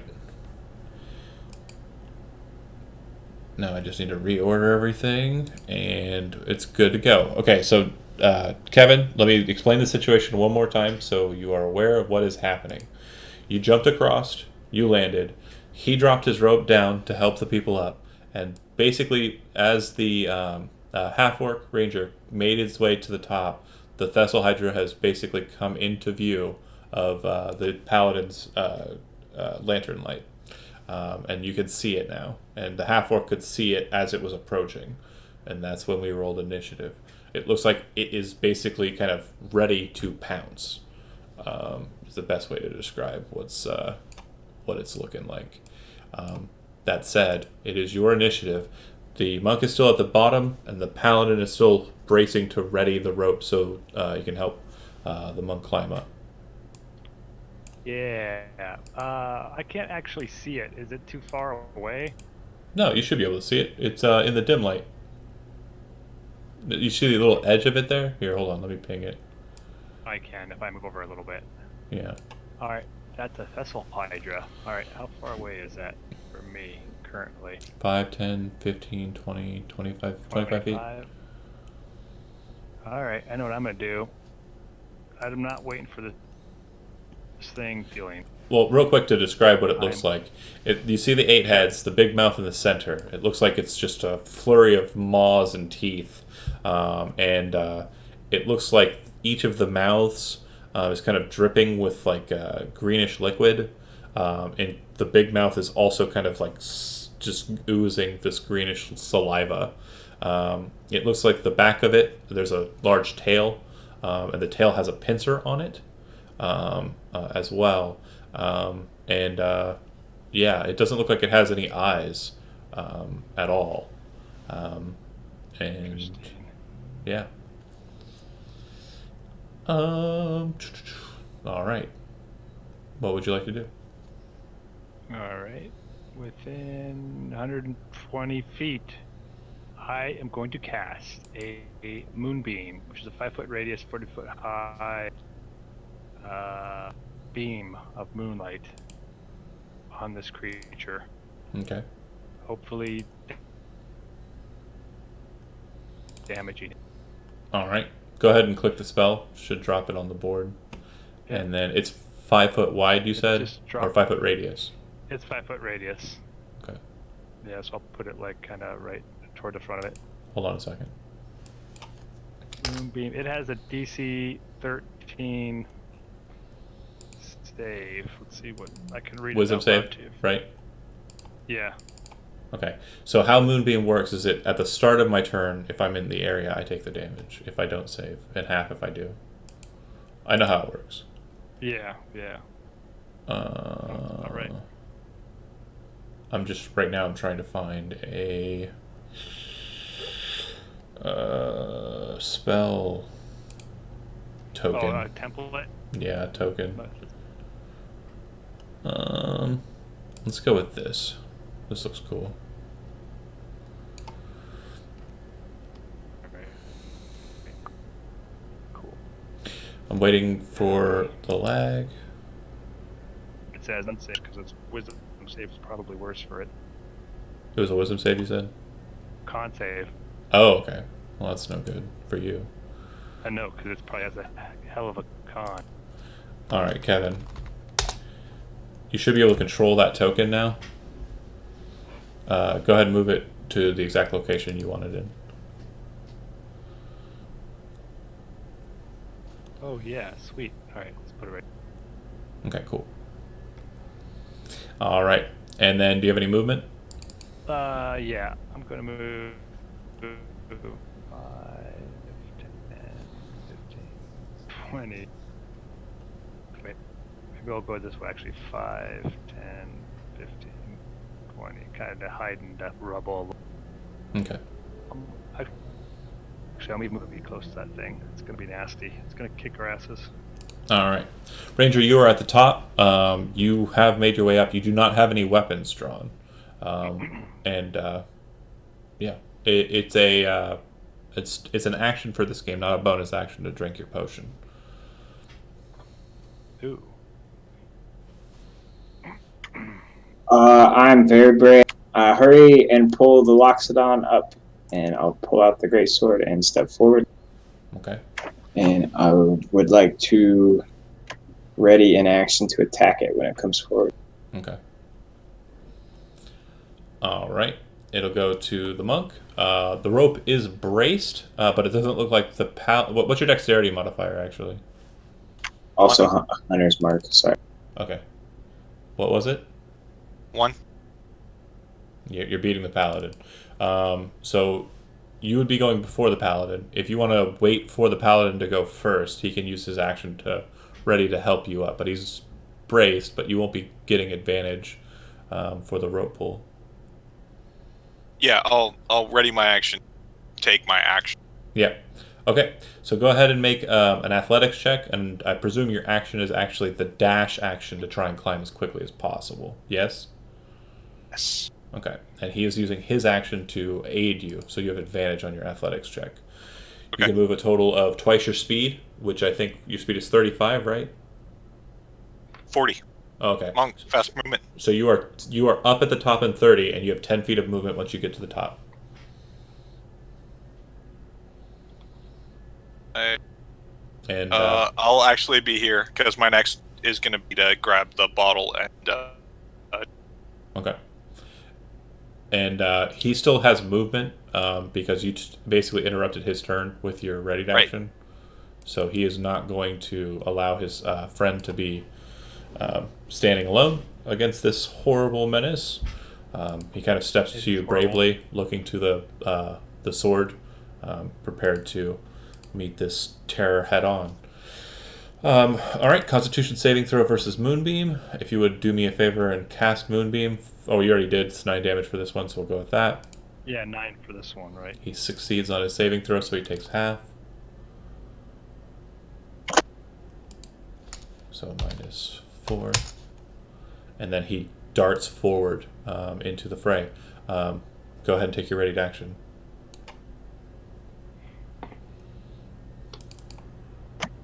$27 to hit. Mm-hmm. Well, yeah. Mm-hmm. And then it'll be a total of 16 damage so far. Plus Hunter's Mark will be 21. It's a +4. Yeah, he's doing the math upside right. down, so it's already a that's +1. damage. It's already a +1. Yeah. So we're adding 3, not 4, because it's not a +5. Yeah. Right. I was just reading it. It's 16. So it's 16 total. Not 17, because that 13's with a +1, and we're adding 3. We're making up the difference. Okay. Yep. All right, we know what we're doing. Smash. Solid hit. You actually cut into the face of one of the heads. It kind of recoils. In reaction to that, it kind of gets super angry and kind of... it'll go ahead with a flurry of bites. And a maw attack. Alright. With the flurry of bites, it swings at you, Joe. It hits for a total of 18 versus your AC. Does that hit? Yeah. It's a monk creature. When it slams into you, with the... you take a total of 10 piercing damage, and you take a total of 11 acid damage. Ooh. Alrighty, I will use Relentless Endurance when the poison drops me to stay. Yeah. Okay. And you're at 1 hit point. So instead of going to 0, you go to 1. Okay, cool. And then its maw attack goes against the paladin and misses because his AC is 20. All right. After its initiative is completed, but before Saron takes his action, it's going to use a legendary action. And I'm going to tail pincer the paladin. Tail pincer? Alright. So basically, all of its heads kind of reel in one direction, kind of smashing into the half-orc, who kind of toughens up and takes it. Then the big mouth kind of scoops down towards the paladin, who blocks the teeth with his shield and kind of moves back a bit. As it backs away from the block, you see the tail kind of whip around and smash into the paladin. And kind of slams into him with the talon and scrapes across his armor. You can see rents in the chain kind of appear and scoops him up with the tail, and it now has him held down with the tail there. All right. Next up is Saron.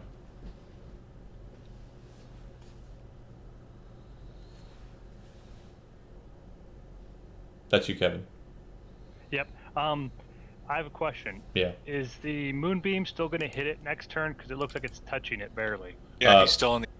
You can move it as a bonus action, but yeah, it's still technically. It told me in the book it's an action. Oh yeah, it's still technically in the aura then. Okay, well, I'm not going to move it then because I got other stuff Sure. I have to do. I'm going to move over and touch. The paladin's bloodied. The half-orc cure is wound. chatted. On Yep. half. Okay. Because he's got. 1 hit point. He has 1 hit point. Yeah, let me cast this. I'm gonna do it at level 2. Okay. And then see what it gives me. Come on. Come on, roll good. 6. That's minimal. Alright, whatever. The best he could do. I moved. cast that. Now, could I use also one of my thing? You're cutting in and out. I think that's a. Kevin. Oh. Even worse now. Oh my gosh, you're muted. Now. Uh, Oh shit. No, you're good. You're good. You're good. I can hear you. No, I'm not muted. Yeah, you're just lagging pretty bad. All right. Could I use? I don't know what you're saying. I'm so. All right, hang on a second. All right. Technical difficulties. All right. My computer's acting real slow right now too. All right. Try this. Can I do this too?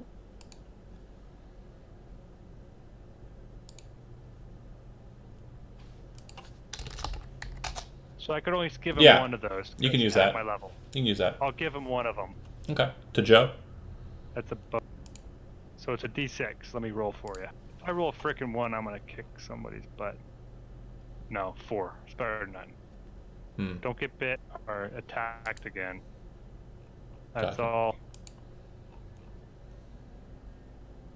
Okay, so I get 4 hit points and 4 temporary. Is that right or no?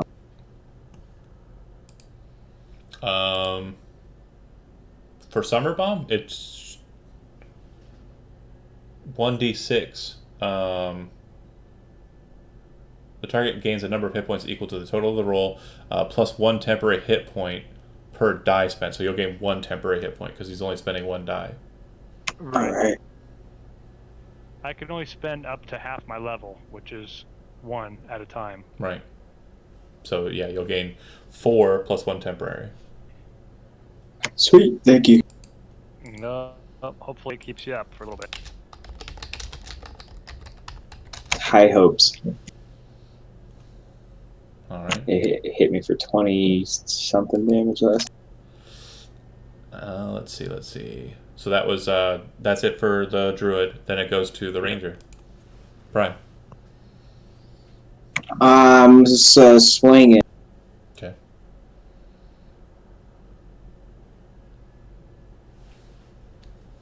He's 16. 16 will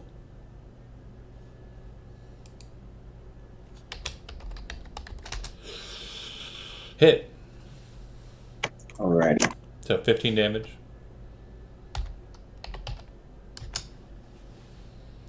Where are all these d6s coming from? The 2d6 extra would be from Colossus. It should be I think. 1d8. I'll take the 6 Oh, from the Hunter's Mark, and then roll me a d8. Yeah, you're right.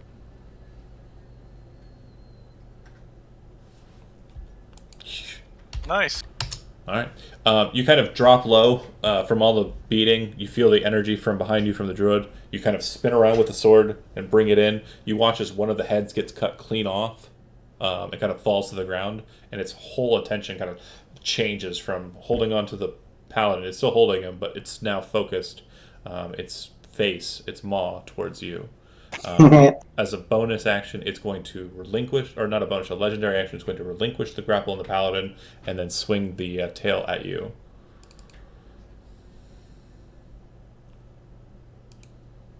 .23 to hit. Yeah. 6 points of slashing damage, and it grapples you. You are grappled. During your turn, you can use an action to attempt to relinquish yourself out of the grapple by making a strength or acrobatics check. Alright. And then it will go to Dodo. I don't think I can waste sitting back drinking it. I have to get in. Mm-hmm.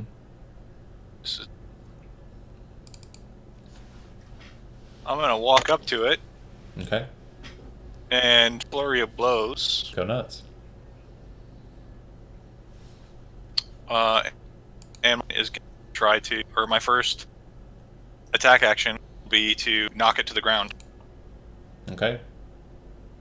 So, athletic acrobatics. Sure.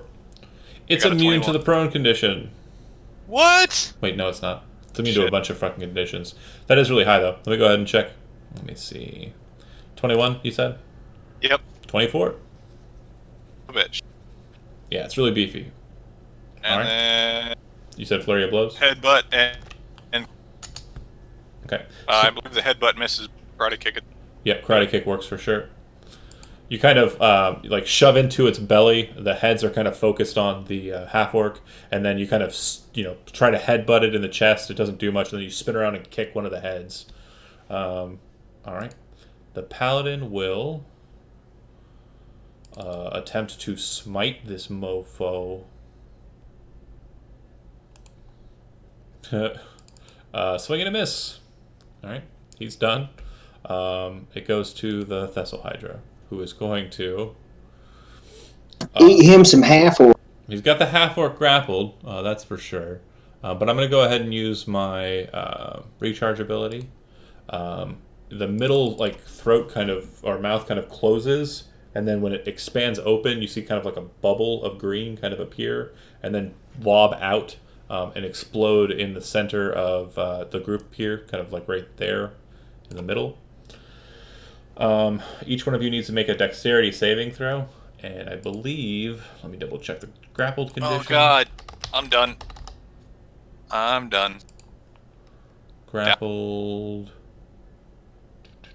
No, there's no penalties, so yeah, just normal dexterity saving throw for the half orc.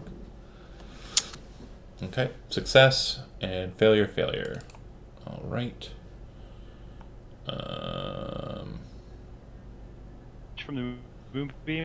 Oh, you're not in the range of it. Sorry, Ian. Wait, no, yeah, you are. You are in the range of it. Apologies. Ooh, this is dirty. I feel bad for this. Each one of you takes 14 points of damage. Is it half on a success? Half on a success, yeah. Alright, I'm down. Oh, I didn't say for the paladin. You're right. He failed. He's down as well. So all three of your friends, Kevin, fall to the ground.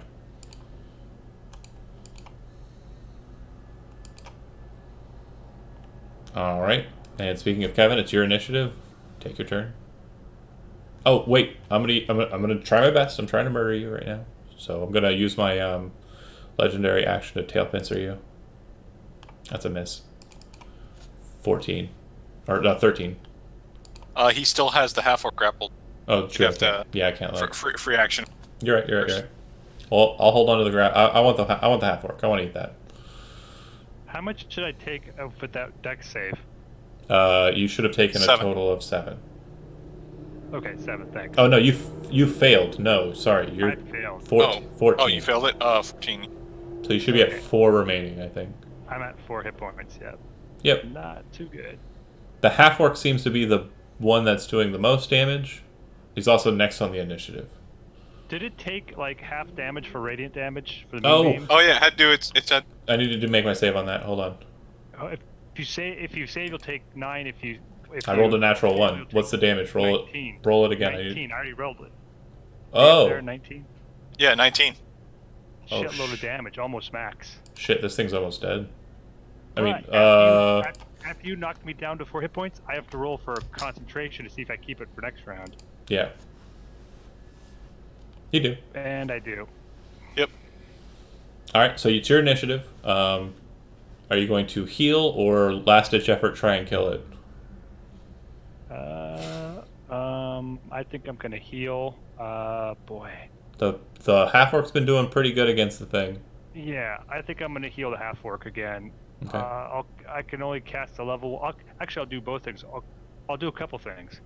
As an action, I'll touch him and cast Cure Wounds at level 1. Okay.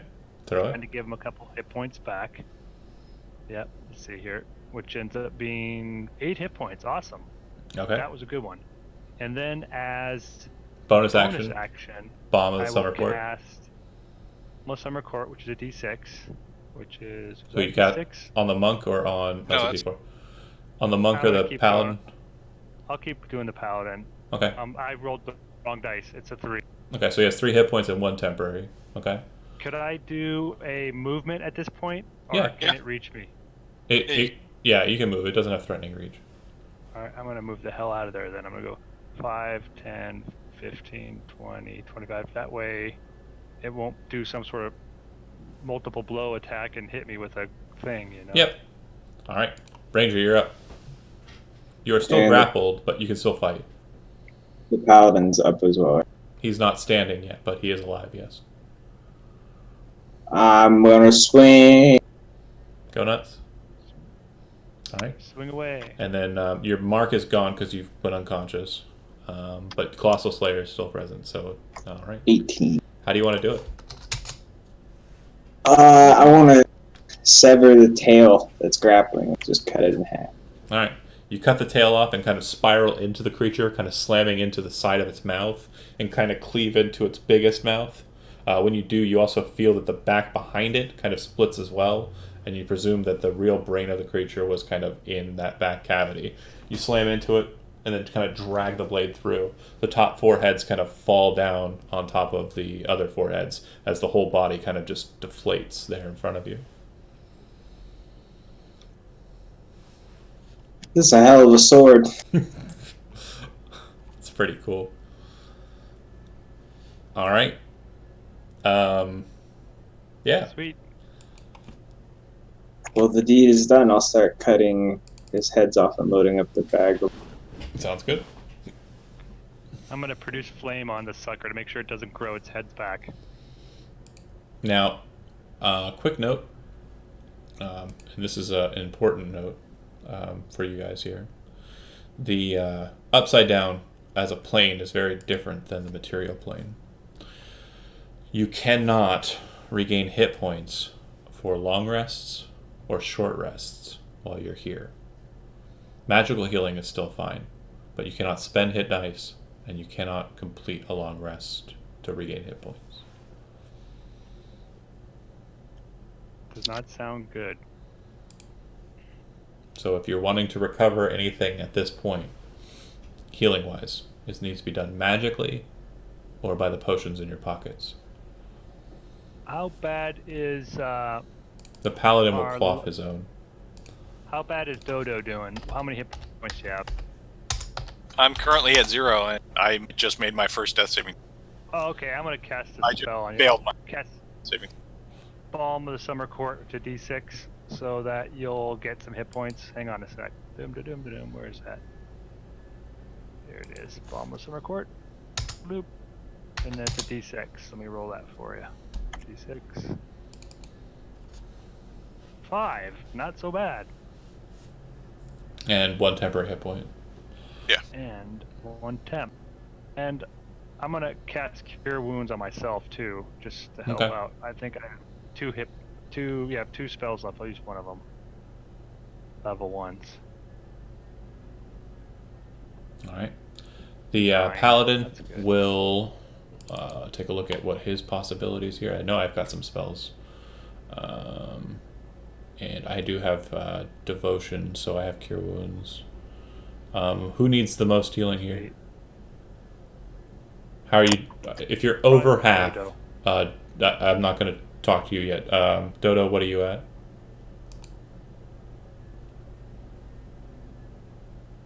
Is any? That's 5, I think. Okay. I guess I'll go. But I still have my healing. Oh, okay. Then So quaff I'm gonna quaff that. Quaff your pot. What, 2d4 plus 2? Yeah. Oh, I'm gonna do that too. I might as well get some hit points back. Oh, that was bad. Wow, you snake eyes that, didn't you? Yeah, Nice. I dropped that all over. The paladin will cure you. You're like shaking. It's been it was diluted because I actually in the barrel of beer. The paladin will cast cure wounds on you then. Get 9 back. Yeah, I'm not. I'm gonna take a potion also, Okay. just to get some extra hit points. All right, I'm feeling really good now. The paladin says, I've got a little bit more healing. I'm going to waste 1 on myself unless one of you needs it. He's still bloody. Nope. You should heal yourself. While you guys are discussing this, I'm gonna go ahead and cut off the head and put that the was beer burn. That was already done while you You were already did. unconscious. That Okay. happened. Sure did it. All right. Yeah. Okay. Paladin heals himself. He's no longer bloodied. I have this 3/4 empty barrel. Oh, no. But- Bag of holdings. You got bag of holdings. Yeah, but like no one's gonna drink the rest of it. It's dilute, killing. Just tastes like piss. Well, then just shove it in the bag of holding. It's got enough room to fit. That said, the paladin, after kind of feeling a little bit better, hands the rope over to the druid and runs towards the ledge. Do it. Making a high or long jump. You see him hit the bottom. Agitated, he climbs back up. He takes a bit of damage. Hold on. Oh.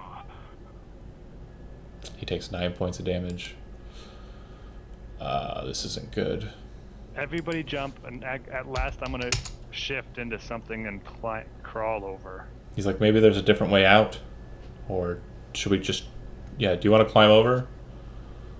I don't know. Can you turn into a spider or something? I could, yeah. Then Could- do I it. could, Tie the rope round to you, shape into- and then Yeah. we'll just create a line. I'll hold it on this side. You hold it on that side, and then they'll run across the line, and then Yeah.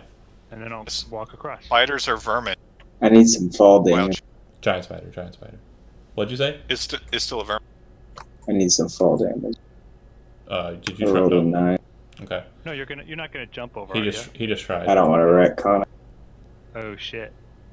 All right. So you're taking 11 points of damage. Bone pits. And he says, "Stay down there. Stay down there." And then he says to you, Kevin, "Here, take this line. You turn into a All right. spider, rush across." And then do he it. says, "Hold your position there. The monk, go across the line." Okay. Okay. All right. And then I will tie the rope around myself and try and cross. Well, no, you're the rope. You're using it to cross. Yeah. So you don't need to climb or anything. You're just gonna, Okay. make your way across. Like, yeah. Like- And then Can they support? he says, "Hey, Prime, right? Do you have a rope down there? Yeah, Throw it up to me." I do so. All right. He catches it on his Oh end. wait, no. I'll stay across and I'll carry the rope that he throws up No. across with me. Hold on. That hold way on. we can pull him up on this side. No. That's not his plan. What he's going to do is he's going to take the rope that he has, caddy it across the wall here, and tie it to the remains of the Thessalhydra. And then he's going to go back down to the rope, climb down the rope that he just tied down, so that he can go down into the bottom. And then you guys let the rope drop on his side, and then they all climb up. So he uses the Thessalhydra as a mounting point for a rope to go down the pit, helps out with the half-orc, gets him back on his feet, casting another Cure Wounds into him. And I've got 5 more points of lay on hands, so how bad are you? I'm at 6 right now. Shit, alright, so I'm going to go ahead and... Oh, after the cure, I'm at 11. well, I haven't thrown it yet. Oh, Oh, okay. guess what's standing right down here? It's a Demogorgon. So here's the Cure Wounds. I'd jump back in that So pit. you'll be at 9? Yeah. My armor class is way higher than yours, so I'm going to go ahead and dump the 5 points of lay on hands into you. Keep one. Keep one for a get up. Good call. Alright. And then he will go ahead and make his way up as well. And you guys climb up and get out towards the outside. And this is the part where you guys have to decide how you're going to summon the Demogorgon and what you're going to do when it gets there. I think we need somebody on our team who's good and will sacrifice themselves. So Well, the rest of us can paladin's get still home. bloodied, so we'll just, hold his hands up Yeah. above flowers and shake. Okay. So as you That's a guys good idea. step outside, you see in the shadows that there's movement. Uh-oh, he's hunting us already. Yeah. Thank you Alright. for reminding me of the fact that you're bloodied. Let's head for the place that the flowers are. Yeah, go right? to the point where the flowers are. That's where this bit will happen. Oh boy. This does not sound good, guys. And Am I over here? Yeah. Oop, gotta keep going down. Did we go the right way? Yeah, here it is. Paladin is completely out of spells. I think I've got one left. Okay, one good. level 1. Should have All played right. a cleric. So from the shadows, the creature will basically, once you get out, engage. It is hunting the paladin because it's basically exiting the shadows in a very stalker-like fashion. Even though you are anticipating it, it'll still get the attack off before you guys get to fight it. It will not have advantage. And bear with me here. Demogorgon. Yeah, we need to keep it over the flowers, so that way once we bleed it, we just... Oh, it has advantage on melee attack rolls against a creature that doesn't have all of its hit points. Good note. Ooh, that sucks. The paladin is able to get his shield in regardless of the advantage and kind of block it and kind of hold it off. But it is now just kind of left out onto the scene, and it is going nuts on the guy. And the creature you saw at the very beginning of the session, the one that was in the picture there, Yeah. yeah, you guys, some of you guys know what it looks like, but yeah. Here we go. All right, go ahead and give me a second.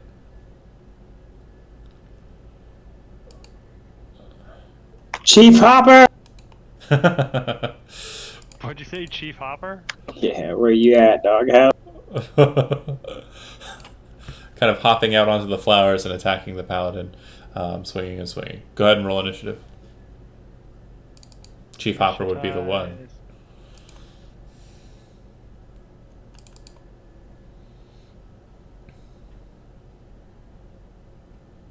Ugh, now we roll crappy. Maybe your monk will roll good.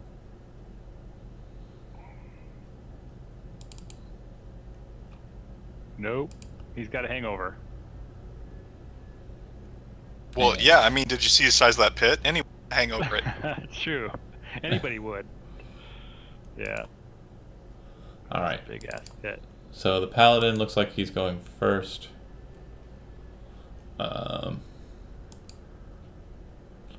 He takes the dodge action and kind of like focuses in on the Demogorgon and goes, "Face me, kill me, you know you want to." Kind of trying to draw the aggro to him. Sauron. Alright, that's not very smart, but it is very noble, so I appreciate it. So I am going to... I can't even see it. Is it like, how close to us is it? It's right. Oh, are you seeing the human paladin card? Is it saying that on the screen for you? Yeah. Oh, that's where it is. Okay. Let me I get thought rid it of was gonna that be nameplate. really Sorry large. about that. I'm glad I saw that because I was going to go in that direction because I thought the thing was big and I thought it was No. It's about the same size as a tall person. Alright. It's a dandy. Shoot. Alright. I know what I'm going to do. I'm going to cast Fairy Fire on it so it has a saving throw. If it fails, it's going to hate it because we're going to get What's the have DC? advantage on attacks. What? What's the DC? 13, unfortunately. It fails. Crappy. Hey, sweet. I was hoping my you'd last say spell 12. was- But yeah, so everyone has advantage on attacks against the Demogorgon. That's going to help. And then I'm going to... I guess I can't do anything else. I mean, that was an action, so I could move. I'll click it just for your information. I know what it does. All right. Well, I'm just gonna move, I Okay. guess. Well, it's going to go continually nuts on the paladin. I know, but I don't want to be close to it. It has I wanna disadvantage, control but the it has power. advantage, so these attacks will be made at normal. And I'm it's a gonna good move thing up he to took here. the dodge action, because had he not, it would have ripped right through him. Yeah, he'd have been killed. So he kind of keeps on holding the blocking and says, Get him quick! Yeah, keep fighting me, fool!" Very focused on this self-sacrificing moment for himself. Dodo, you're up. Okay. I'm gonna actually smack it with my sword. My nice little... Okay, And flurry. go. Or... No, not... Yeah, flurry. Focused on the...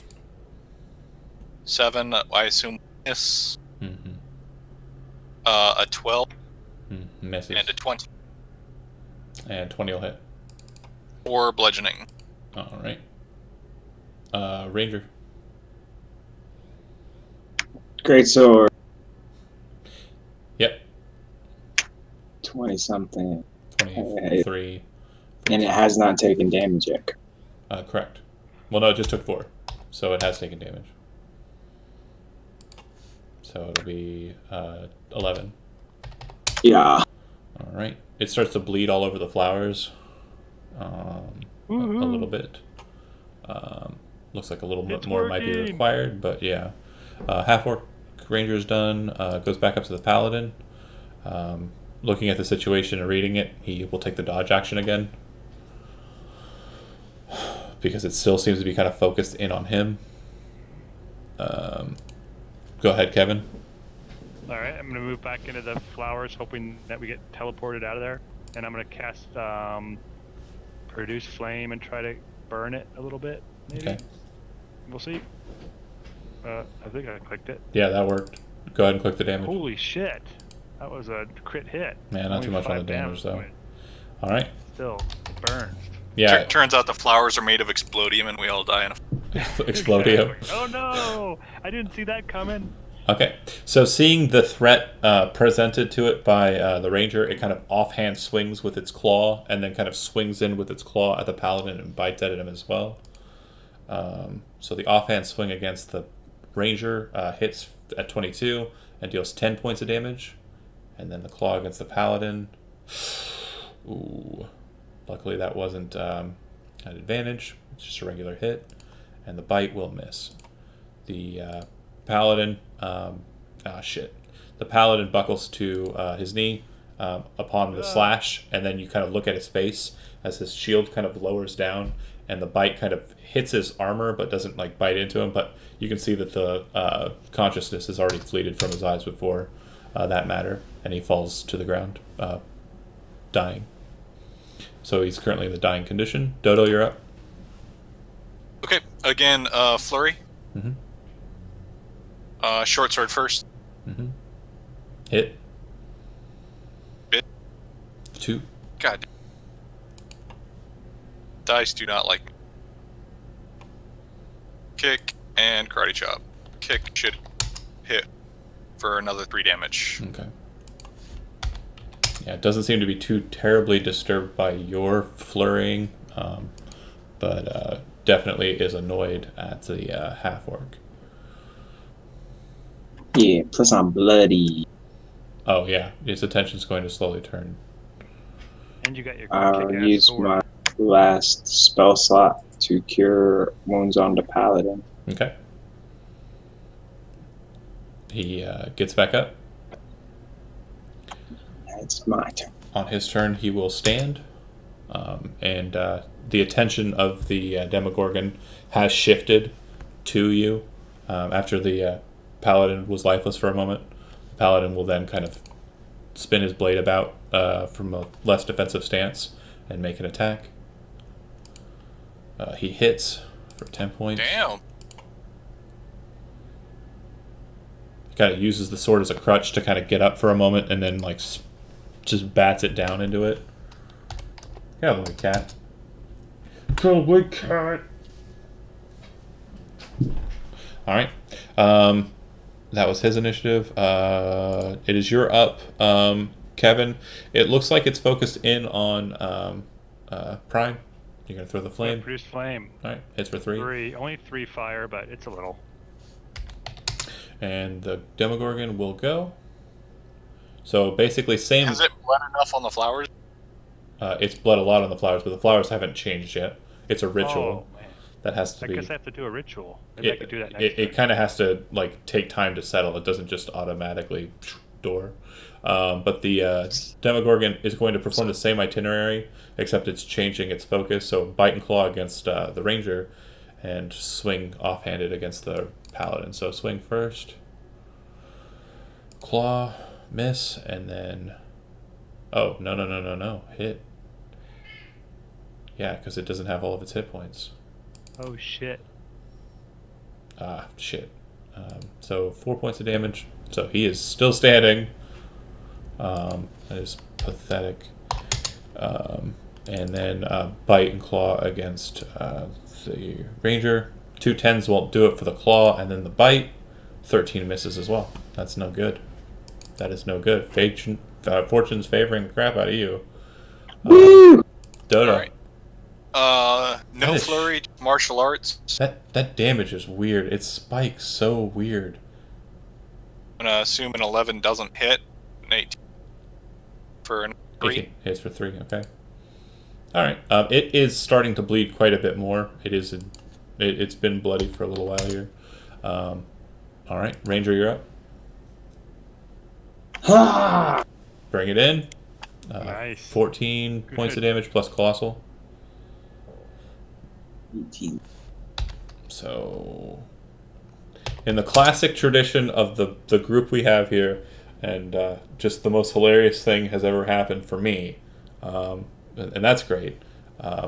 Actually, no, it didn't. I forgot to add that. Never mind. The thing I was trying to mention during its turn is that it looks like its wounds are stitching up. Sorry about that. Ranger's done. Paladin's up.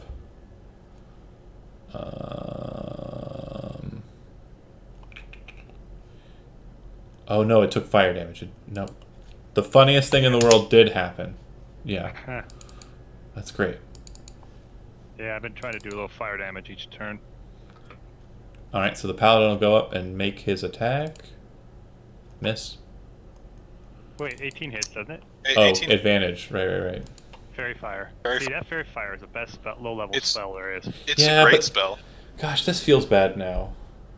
That feels bad. He has 1 hit point. It's the And I just killed him with my NPC. That's not cool. That's perfectly fine. Alright, whatever. Otherwise, it would have threw the rest of us. It's dead. Yeah. Dang it. Woo! Well, that's lame. A bit anticlimactic.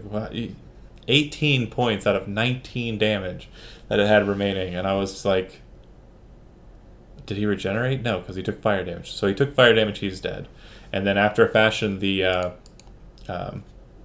guys watch as the flowers start to become, their center points become kind of holes in the ground that seem to kind of lead out.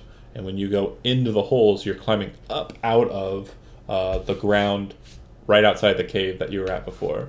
So Can we take the carcass of the dandelion gorgon? try to think of it this way: like if you're watching me, like gravity, you're standing here, right, and you're going into the hole on the ground, but you're coming out of the ground on the other side. Does that make sense? Yeah. Okay. You're on the upside down, so you're coming up out of it. All right. I'm gonna take the dandelion gorgon with us because I can brew stuff out of it. The body actually starts to kind of become like ash as it's kind of being pulled away, and it kind of just dissipates. That's into cheating. Mostly nothing. But yeah, you guys get out and head back to the kingdom, taking a long rest at some point before you get out that way. Maybe stopping at a farmhouse and taking a nap. That old man.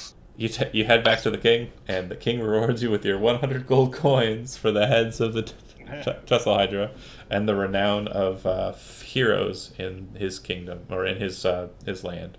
And that is the short adventure. I did a couple of things wrong for people who are watching, so sue me. I literally just started reading this today and thought, what the hell, I'll do it. So yeah, hope everybody had fun watching. I'll go ahead and kill the stream, and done with that.